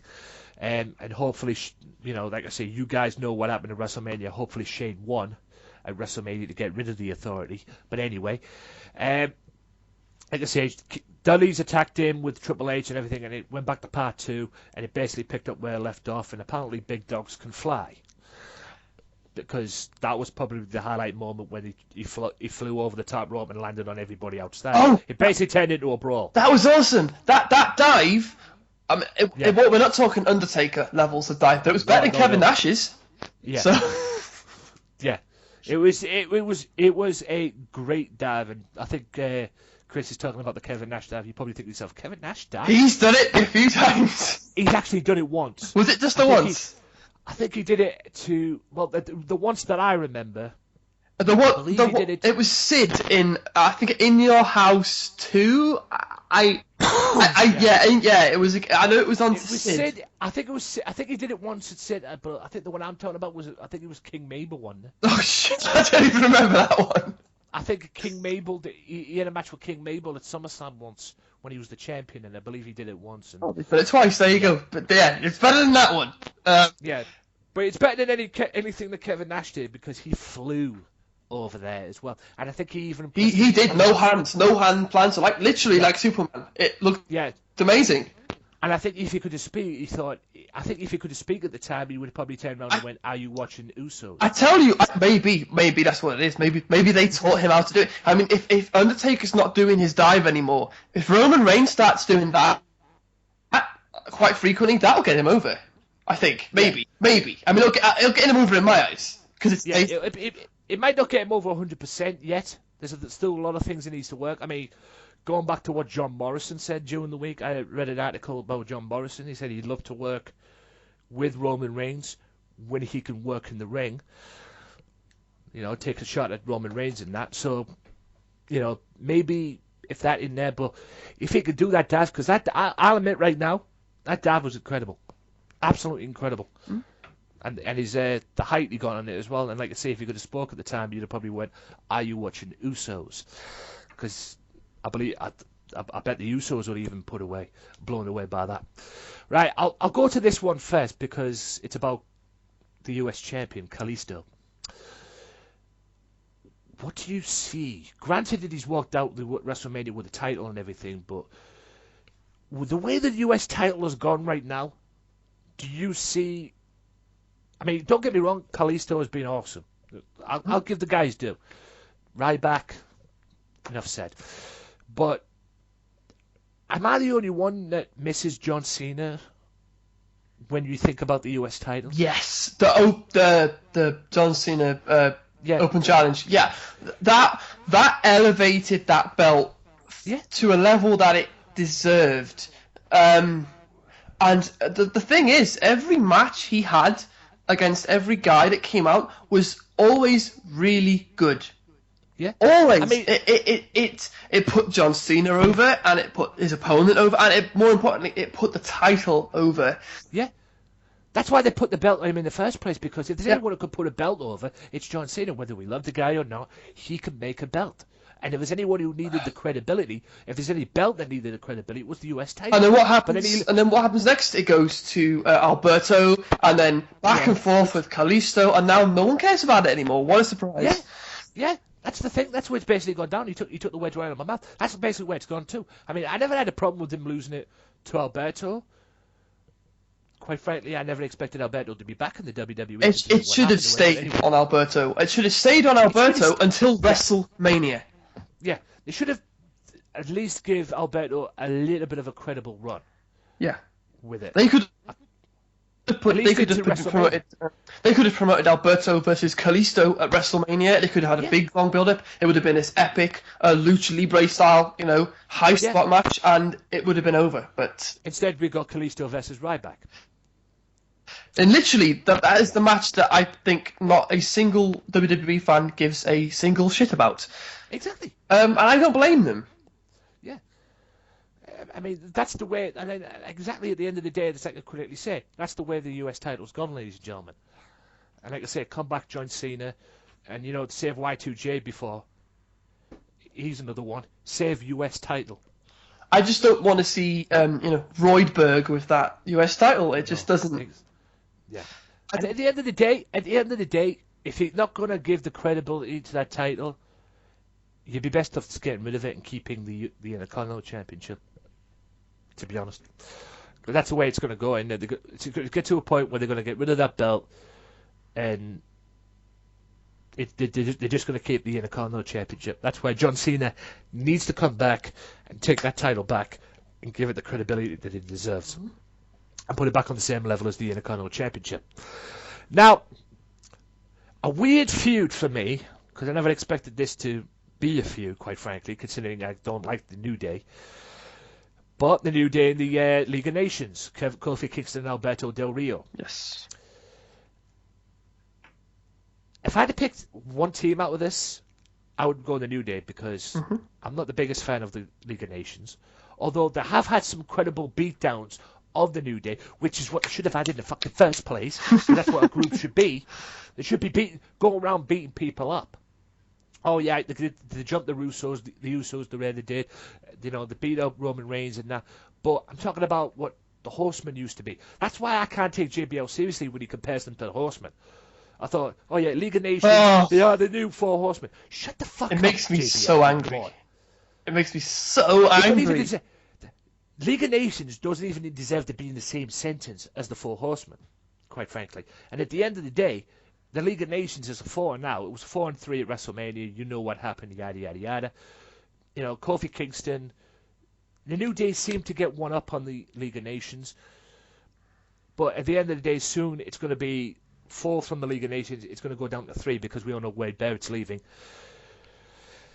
Do you think this League of Nations right now needs to just, It's up? Yeah. Yeah, let's go. Quite frankly. Because it was good at the time. It was a good idea at the time, because when Sheamus was the champion, okay, he's got some backup. Yeah, that actually made sense. Yeah, it made sense. That's what I'm saying. It's got some backup, okay. It's fresh, it's different, but it's probably washed out quicker than the NWO. They literally have no reason to exist. No, they don't. They need to leave, quite frankly now. They need to go their own separate way. It just makes... Luckily, it makes no sense. Luckily for us, we have the post WrestleMania reboot. So let's just hope that there's a lot of change-ups. I'd like to say, even if they're still around now, it's going to go down to the point where it's going to end up going down to 3 members of the League of Nations, because Wade Barrett's made it crystal clear he's not signing his contract. When his contract's up in June, and he will be out the door. And who could blame him, quite frankly? So if anything, that should tell you he's not going to be winning matches until June. Yeah. And if that tells you otherwise, that's the direction the company's gone, quite frankly. They've got somebody as talented as him. Yeah. Who's never been world champion, and the last major thing he got was the King of the Ring. And I've made my feelings crystal clear about the King of the Ring. I just hope that he does the smart thing when he gets out of his contract, and if he wants to keep wrestling, doesn't go to TNA or something like that. Go to TNA. He comes to the UK, works all of the UK indies, and gets over, because he's a money draw now for us, Yeah, he's a big star. He could be a big deal over here in the UK, in elevating this UK scene that we've got over here, in terms of the indies and that. He could be a huge deal over here. I'll talk about these two before I get to the main 2 talking points, which was the Ambrose and Triple H. No, I've already talked about the Triple H thing, but I'll talk about the Ambrose thing last. Emma defeated Paige, which all led to, it went into this match. It was announced that it was going to be a 10 Divas tag match at WrestleMania, which was on the pre-show, thank God. And we all know it was going to be built in, and there was a mystery opponent. I assumed, first of all, that this mystery partner that was going to join Total Divas would be Nikki Bella. But it didn't turn out that way. Because Eva Marie showed up and came down and basically cleared house. And I'd like to say right now that got over like a fart in church. And it did. You could tell by the crowd, they're like, what the fuck? And the best part about it, my favourite part about that bit, is when she came in, she started raising everybody's hand. She even raised Brie Bella's hand up in the air. They were raising hands in the air, Total Divas, yada, yada, yada. Brie Bella had that look on her face when Eva raised her hand. It was like, what the fuck? You could see it on her face. It was like, what the fuck are you doing here? It's Eva Marie, the only person with more go-away heat than X-Pac. Yeah. And a babyface Eva Marie. What were they thinking exactly? I mean, I get Nikki Bella. It couldn't be a surprise, but really, that's the best they could do. Eva Marie. Yeah. Did it be best of putting Dana Brooke on there? It's just anyone else. But we all know. I know, but we all know Dana Brooks with Emma on NXT and that. But it'd be best of doing that. Oh hell, fuck that. Give Bailey. There you go. All right. It's Total Divas at the end of the day, so you would expect Eva Marie because she's on Total Divas. But bring fucking Bailey up. Try and salvage the match. Yeah, I would have brought Bailey up. Yeah, I would have said, cool. All right, Bailey, you're defending the women's title against Asuka at the Dallas show, NXT in Dallas. Okay. Even Sami Zayn's working twice because he ended up working the match with Nakamura. Yeah. And then going on to WrestleMania, which basically pulled the Kevin Owens, except he had 2 days to rest, or he had a day to rest, at least. Kevin Owens went from one match to another. But yeah, I would have brought Bailey up. I'd have said, here, Bailey, yes, it's Total Divas. Fuck that. Go on there, take your step. Here you are, there's your WrestleMania moment. Have some experience at WrestleMania. I would have done that far better than Eva Marie. That would have gone over better than Eva Marie coming out. Yeah. But like I say, Eva Marie thing got over like a fart in church. It was like, and even Brie Bella's face told the story. It was like, the fuck are you doing? Kind of thing. You could tell by the look on her face. That was my favourite moment of that segment. Brie Bella's face.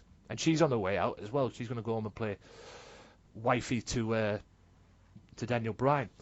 Now, and I like to say right now, quickly, just a side note, I like the direction Emma's gone. Yeah. In her career as well.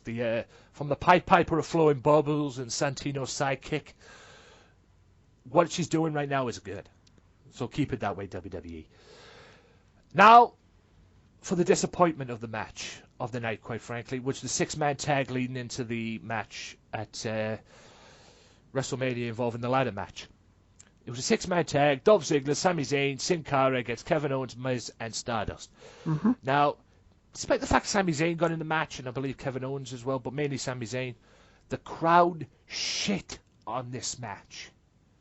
They took a dump on this match. And you know they took a dump on this match when Byron Saxton gets a cheer. You know, gets one of them cheers. The Brooklyn crowd took a dump on this match.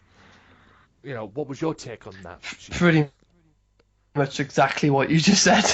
I mean, it's a New York crowd. What do you expect? You know, they're going to voice their opinions and be very loud about that. But I don't think any match where people are making an effort deserves to be shat on.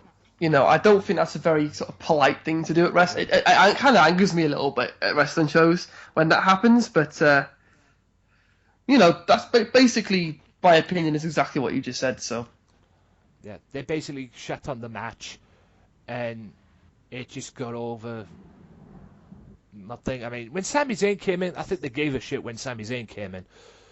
But well, it's Sami Zayn.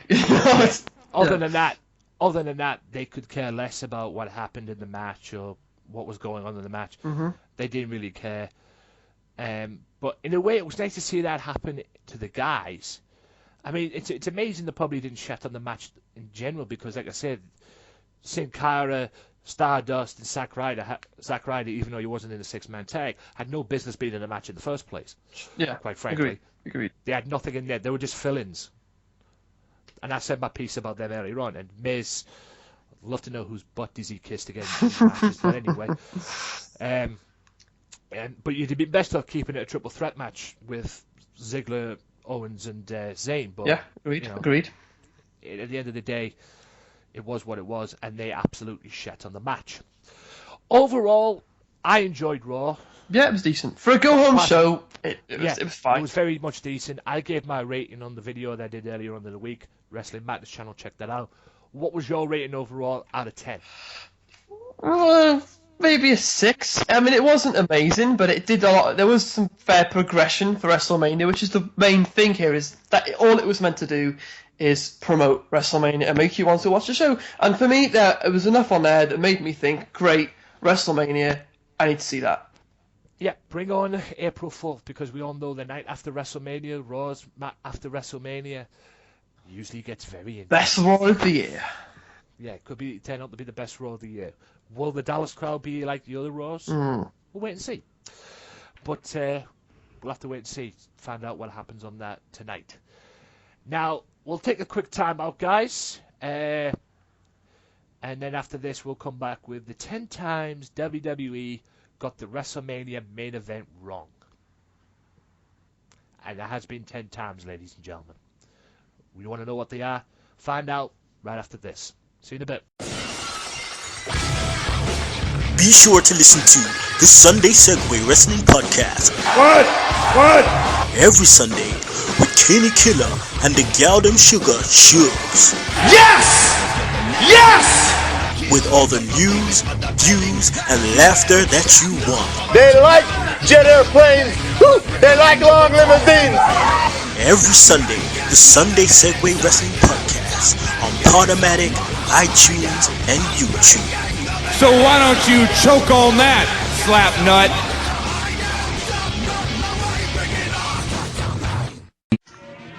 There's only one wrestling podcast that gives you honest, uncut opinions and the most unique trivia since WWE did The Weakest Link.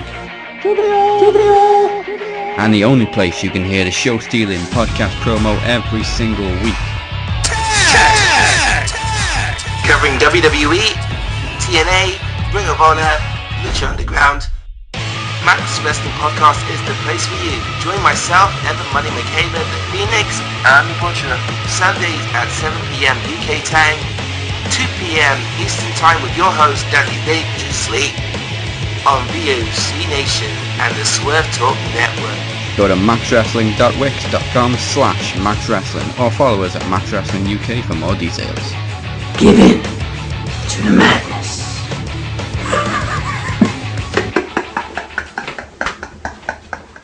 Welcome back, ladies and gentlemen, to the final part of the Wrestling Matters podcast. Yes, ladies and gentlemen, this is the final part, and we'll get right into it, not waste any time.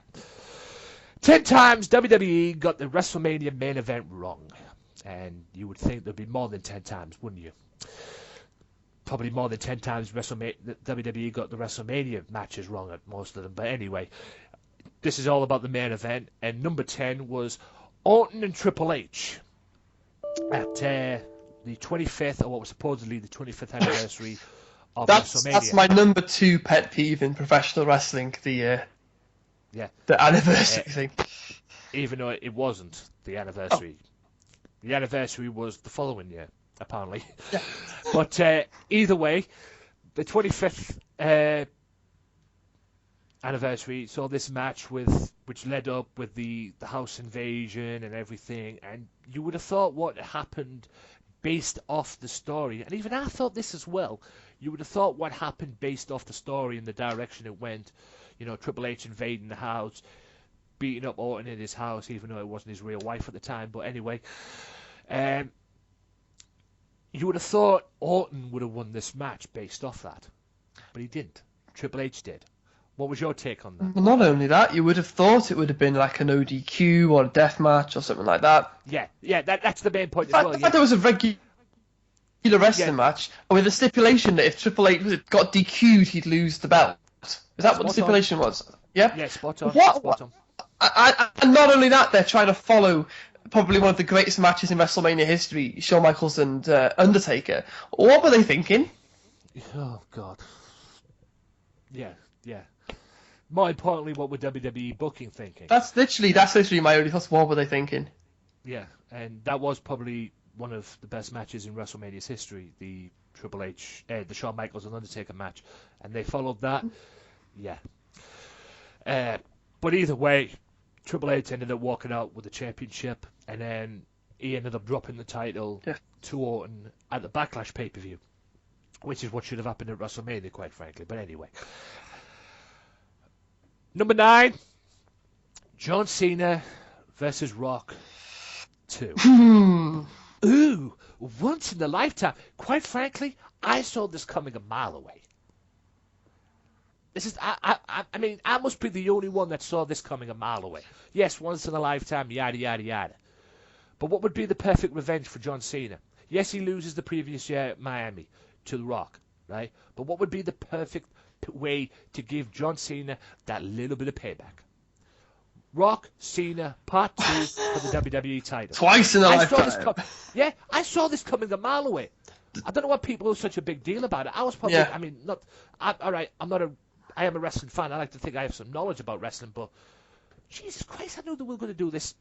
Last year's WrestleMania after the first match. Yeah, the second that Rock won that first match, I knew straight away. I thought there's no way they're gonna have part-time Rock, Hollywood Rock, come in here, beating John Cena, and that's it. There's no way. I thought the second he got that figure, I thought right, they're gonna rematch it, which would be okay if they hadn't called it once in a lifetime. Why did they just not market it that way? There was no need for them to market that way. Yeah. I mean, you could see it coming a mile away that was going to happen.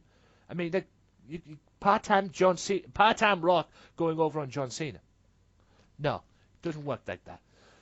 And plus, it stole that match in a way. It kind of stole the essence of what happened earlier on in the evening as well, because Undertaker, in my opinion, had his best match of his whole WrestleMania run against CM Punk. That match. That's just my opinion. Taking nothing away from the Shawn Michaels match with him at the 25th anniversary, because that was a great match as well, and the Shawn Michaels the following year with the Triple H's series of matches as well. Taking nothing away from them, because they were great. Even the Hell in a Cell match. But I believe Undertaker's best match at WrestleMania was CM Punk. That's just my opinion on that. And this match kind of took the essence of that away, in a way. Not all of it, but it kind of took the essence away of that, because we all know it was probably one of the main reasons why CM Punk eventually ended up quitting. Mm-hmm. The next one was, oh God, WrestleMania 13. Now, it wasn't Austin Brett before you start. They got that right. Even though it wasn't meant to be Austin versus Brett in the first place, it was meant to be Shawn Michaels versus Bret. Yes. Rematch from WrestleMania 12. Instead, we got Sid versus Undertaker. Well, you can thank Shawn Michaels for that one, I think. Yes, the lost the smile angle, didn't want to put Bret over. Which was fair enough, because Bret didn't want to put him over either, so you can understand why that happened. No, I hesitate to say that it wasn't really WWE's fault. This one, well, and I'm glad we got Bret and Austin rather than Bret and Sid, or something like that. But I mentioned this on the previous podcast, right, when I found out that this was meant to happen and everything. What would have happened if Shawn Michaels had been in that position with Austin, where Austin was? What kind of rub? Not that he needed it anyway, because he was already over at that point anyway. But what kind of rub would he have got if Shawn was in that same position as Austin? I don't think it would have had the payoff it did, because I think Austin benefited far greater. I mean, that match basically cemented, Austin as the guy. Oh yeah, it cemented him as the guy. No doubt. I don't want to imagine a universe where that match did not happen. Yeah. I didn't want to imagine that as well. I mean, we all are thankful for what happened with Austin and how that got over and everything, but it was what it was. The next one after that was, I thought they got this one right, to be honest with you, because Bret was the champion. Yokozuna won the Rumble that year, so it was naturally Yokozuna wins, goes into WrestleMania to face the champion.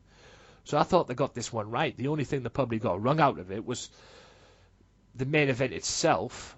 I think it was just the finish, the ending of it. The winner. It should have been Bret. Yeah.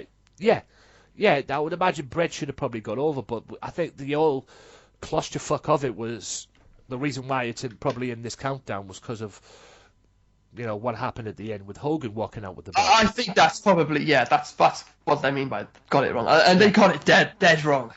Yeah, they did in the long term at least, because like I say, it was supposed to be Hogan and Bret, but Hogan was gone 3 months later. Hogan dropped the title to Yokozuna at King of the Ring, and then that was it from him. And he was gone anyway, even though it was supposed to be built. They wanted to build into a match at SummerSlam involving Hogan and Bret, but like I said earlier on, apparently Hogan didn't want to lose to someone smaller than him. Less said about that, the better. But that's why, I mean, they got the match overall right. I think it was just the ending they got wrong. And that's why it's probably in that countdown. Number 6, Hogan and Sid at WrestleMania 8.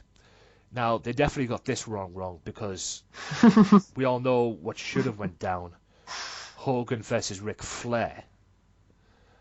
And it takes WCW to eventually capitalize on that as well. But what was your take on this? WrestleMania 8, Hogan, Sid, which led to Ric Flair versus Macho Man. I'm not upset that we got to see Macho and Flair, because that match was great. I'm not upset with that either. I wish we'd had Hogan and Flair, because I understand why with the house shows weren't drawing, but regardless of whether the house shows are drawing, as far as a marquee match that you're going to put on WrestleMania, I think the fans would still want to see that match over Hogan and Sid.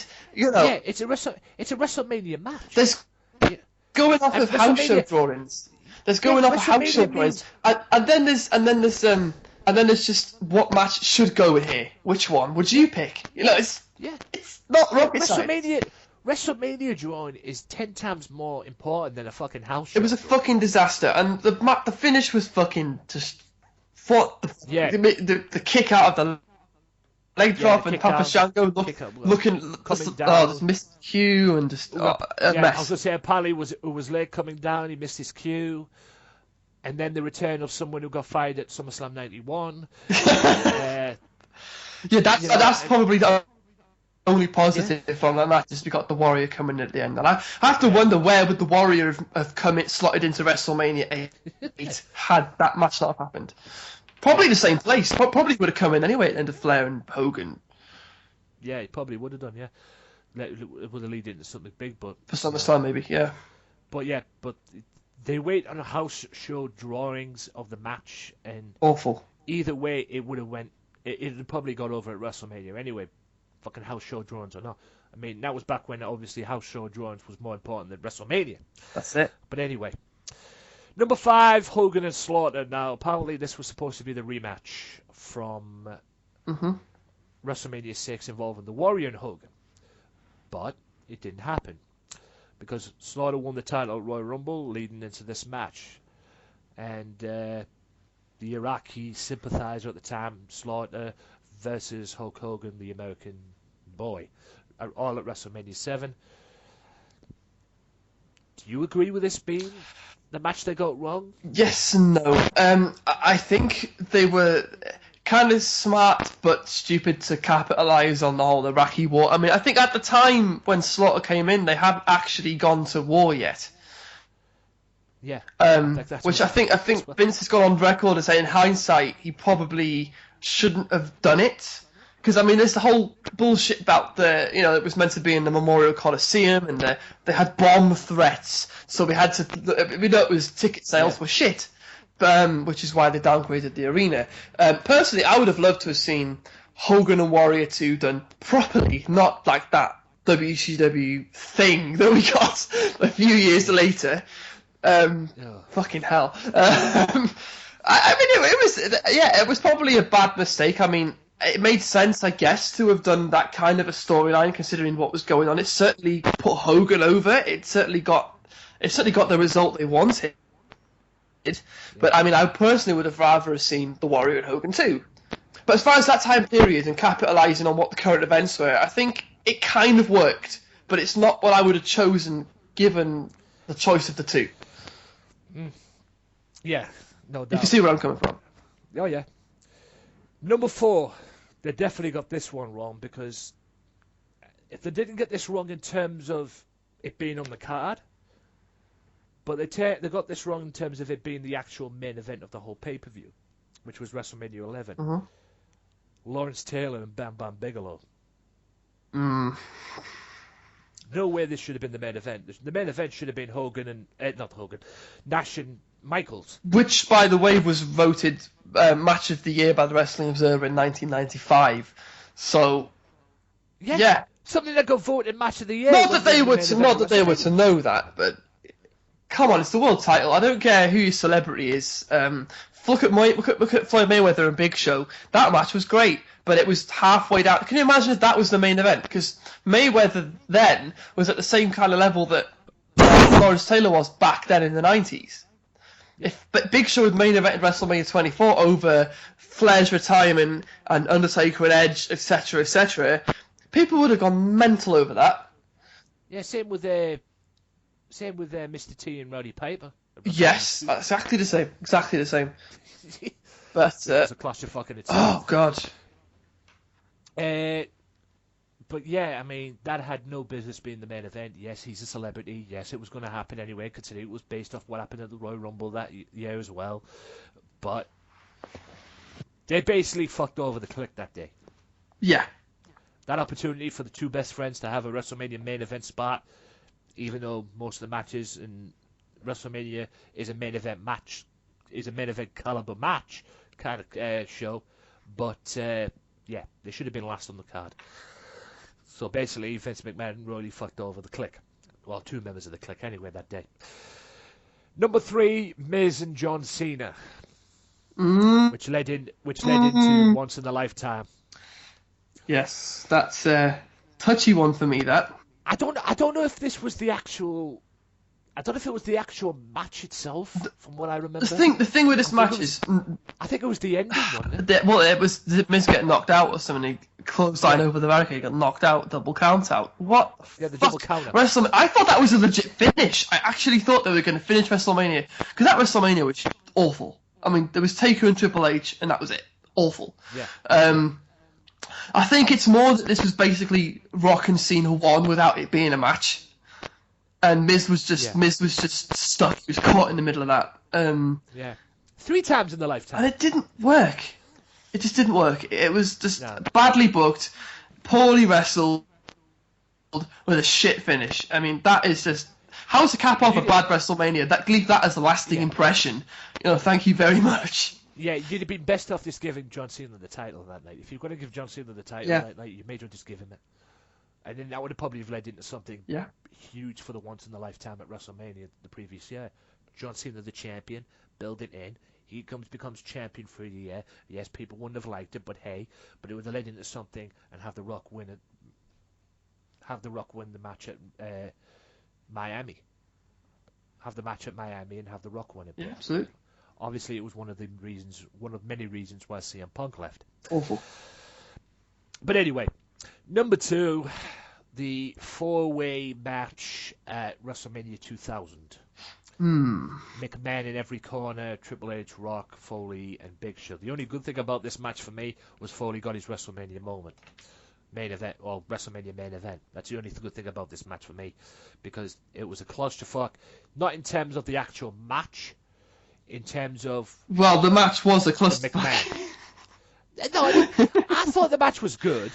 The only thing that I didn't like about it would have been best off just being Rock and Triple H. That's what it should have been. I mean, Backlash, if Backlash was any indication of that's what it should have been. Or even, cut half of the fucking multi-man matches and put the Iron Man match on WrestleMania. Like 12 did. The thing is, what I call it, the thing that I didn't like about it, I mean, I didn't have a problem with it being the actual 4-way match. No. And it was a clusterfuck anyway. There was a few spots in the match that actually made it a clusterfuck. And it, like I say, it would have been best off being Triple H and The Rock one-on-one.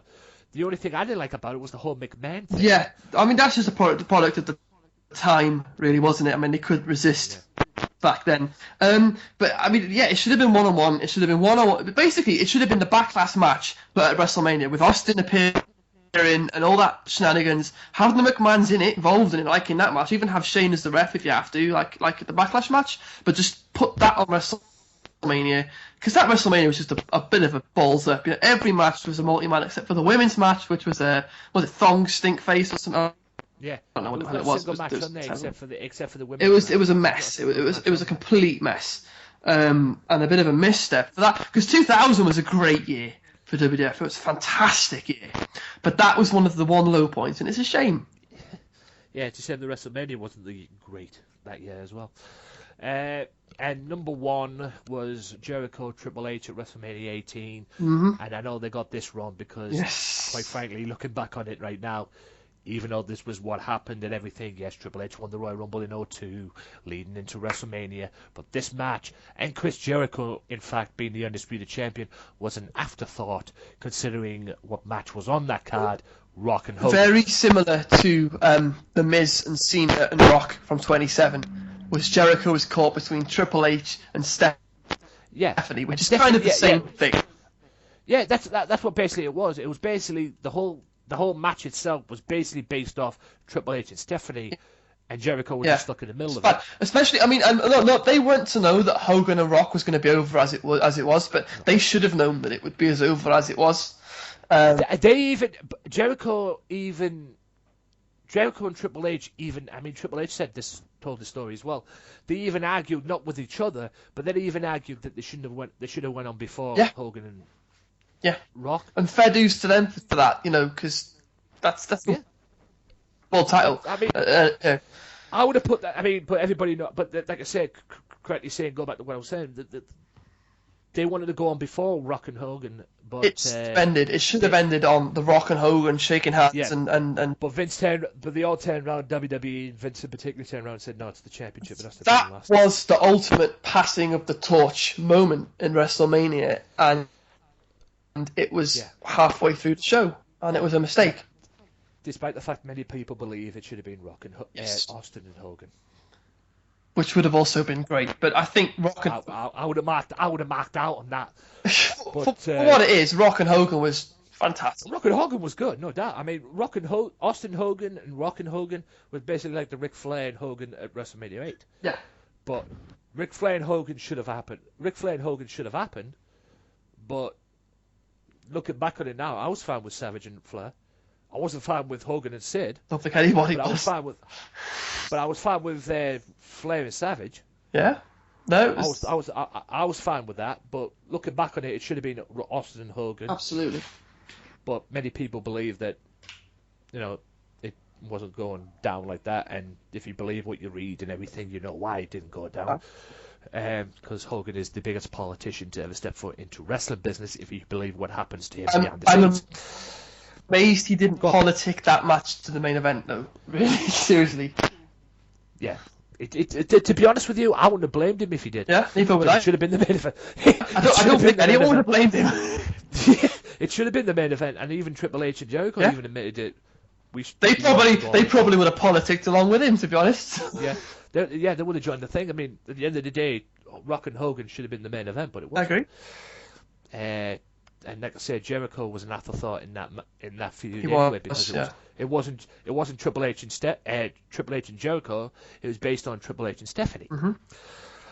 But I mean, overall, ladies and gentlemen, that was the top 10 of the whole thing. And in a side note as well, we all know what happened at the end of the match. Yes, Rock and Hogan shake hands and everything, but even the NWO turned on him. And that's how the old Hulkamania thing returned as well, which was, which told me that the NWO thing wasn't going to work in WWE. Agreed. That then told me, okay, they're bringing back the Hogan thing, they're bringing back Hulkamania, this whole NWO poison's not going to work. It lasted as good, and it nearly worked. It could have worked as good. The ultimate thing that killed it was Kevin S tearing his quad. Yeah. But and Scott Hall getting fired. And Hogan turned babyface. But the ultimate thing was Hogan turning babyface. We lost the 3 members within about a month. So. Yeah.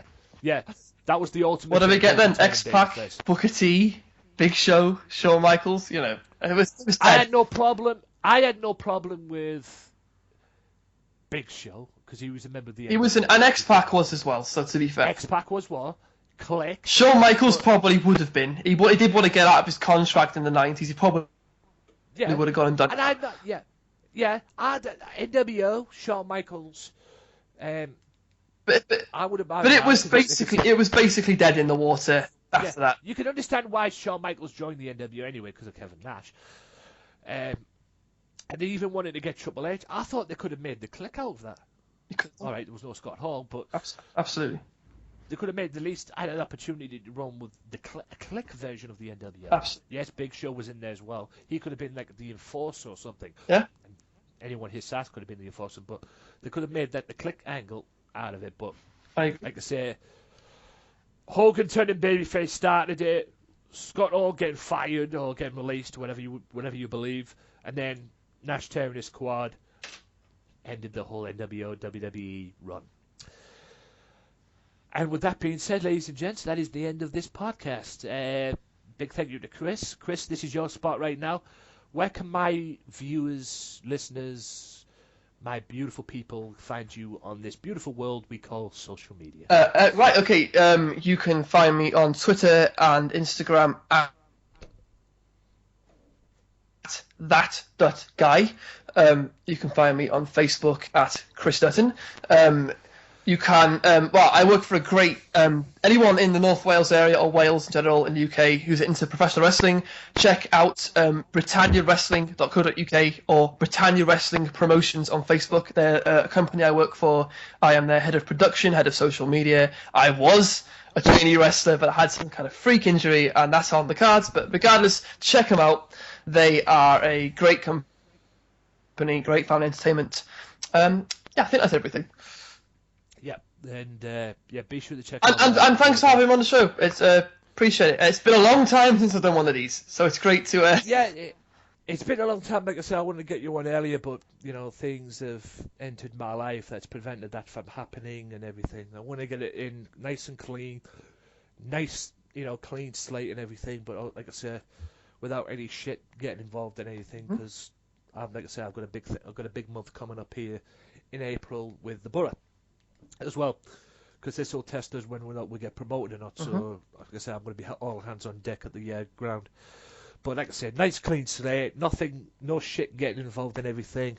You're on the show, and like I said, it was a pleasure having you on, man. It was great. I mean, I really enjoyed the show today. 2-year anniversary, guys. Great memories of the show. Like I said, big thanks to Chris for coming on. Great memories of the show. 2-year anniversary. I am far from done. We're past 100. We hit 105. It's like a great wrestler once said, guys, we've only just begun. I'm far from done. Check out my websites, theanthonywalker.net, as well as theanthonywalker.wix.com/AW Matters.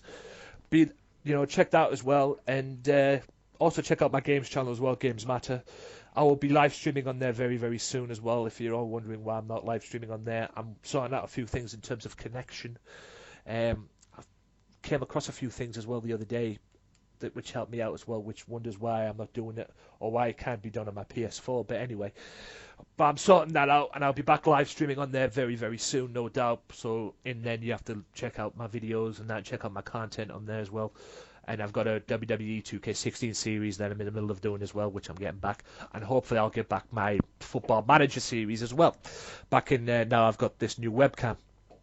But all in all, guys, check all that out. Check what Chris has said as well. Be sure to check all the good stuff out. My name is Anthony Walker, 2-year anniversary.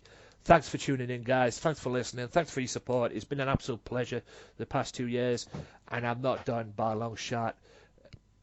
Wrestling matters to me, and it should matter to you. Thanks for listening, guys. Be sure to check this episode out, as well as future episodes on SoundCloud, YouTube, my websites, and Podbean as well, even though I'm still working on that. Also, check me out on Facebook as well. Facebook.com/TheHairAnthonyWalker. Facebook.com/TheHairAnthonyWalker28. Facebook.com/WMPodcast for the podcast site, as well as the Games Matter channel as well. Facebook.com/Games Matter channel. @Tony_Walker. WMPodcast on Twitter, both the Twitter sites. And thanks for your support, guys. It's been an absolute pleasure. And like I say, we're not done yet. I've got a whole lot more in me. And like I say, 2 years of this, it ain't stopping, and I'm not stopping it for nobody. Wrestling matters, wrestling fans. Everything will be back to normal next week, hopefully, unless I get some more guests coming on. We'll have to wait and see, but everything will be back to normal next week. And until next time, guys, thanks for listening. Thanks for tuning in. It has been an absolute pleasure. You guys are awesome. Thanks to Chris for coming on. And until next time, peace out. Well, enough is enough, and it's time for a change. Professional wrestling, this is it. This is us standing up. Yes, yes, yes, yes, yes, yes. That's 13-14. Make it till death. Dina, I am the best in the world. 'Cause that's the bottom line. 'Cause Stone Cold said so. There's only one wrestling podcast that gives you honest, uncut opinions and the most unique trivia since WWE did The Weakest Link. And the only place you can hear the show-stealing podcast promo every single week. Covering WWE, TNA, Ring of Honor, Lucha Underground. Max Wrestling Podcast is the place for you. Join myself, Evan Money Michaela, the Phoenix, and the Butcher. Sundays at 7 p.m. UK time, 2 p.m. Eastern time with your host, Danny Dangerously, on VOC Nation and the Swerve Talk Network. Go to maxwrestling.wix.com/maxwrestling or follow us at maxwrestlinguk for more details. Give in.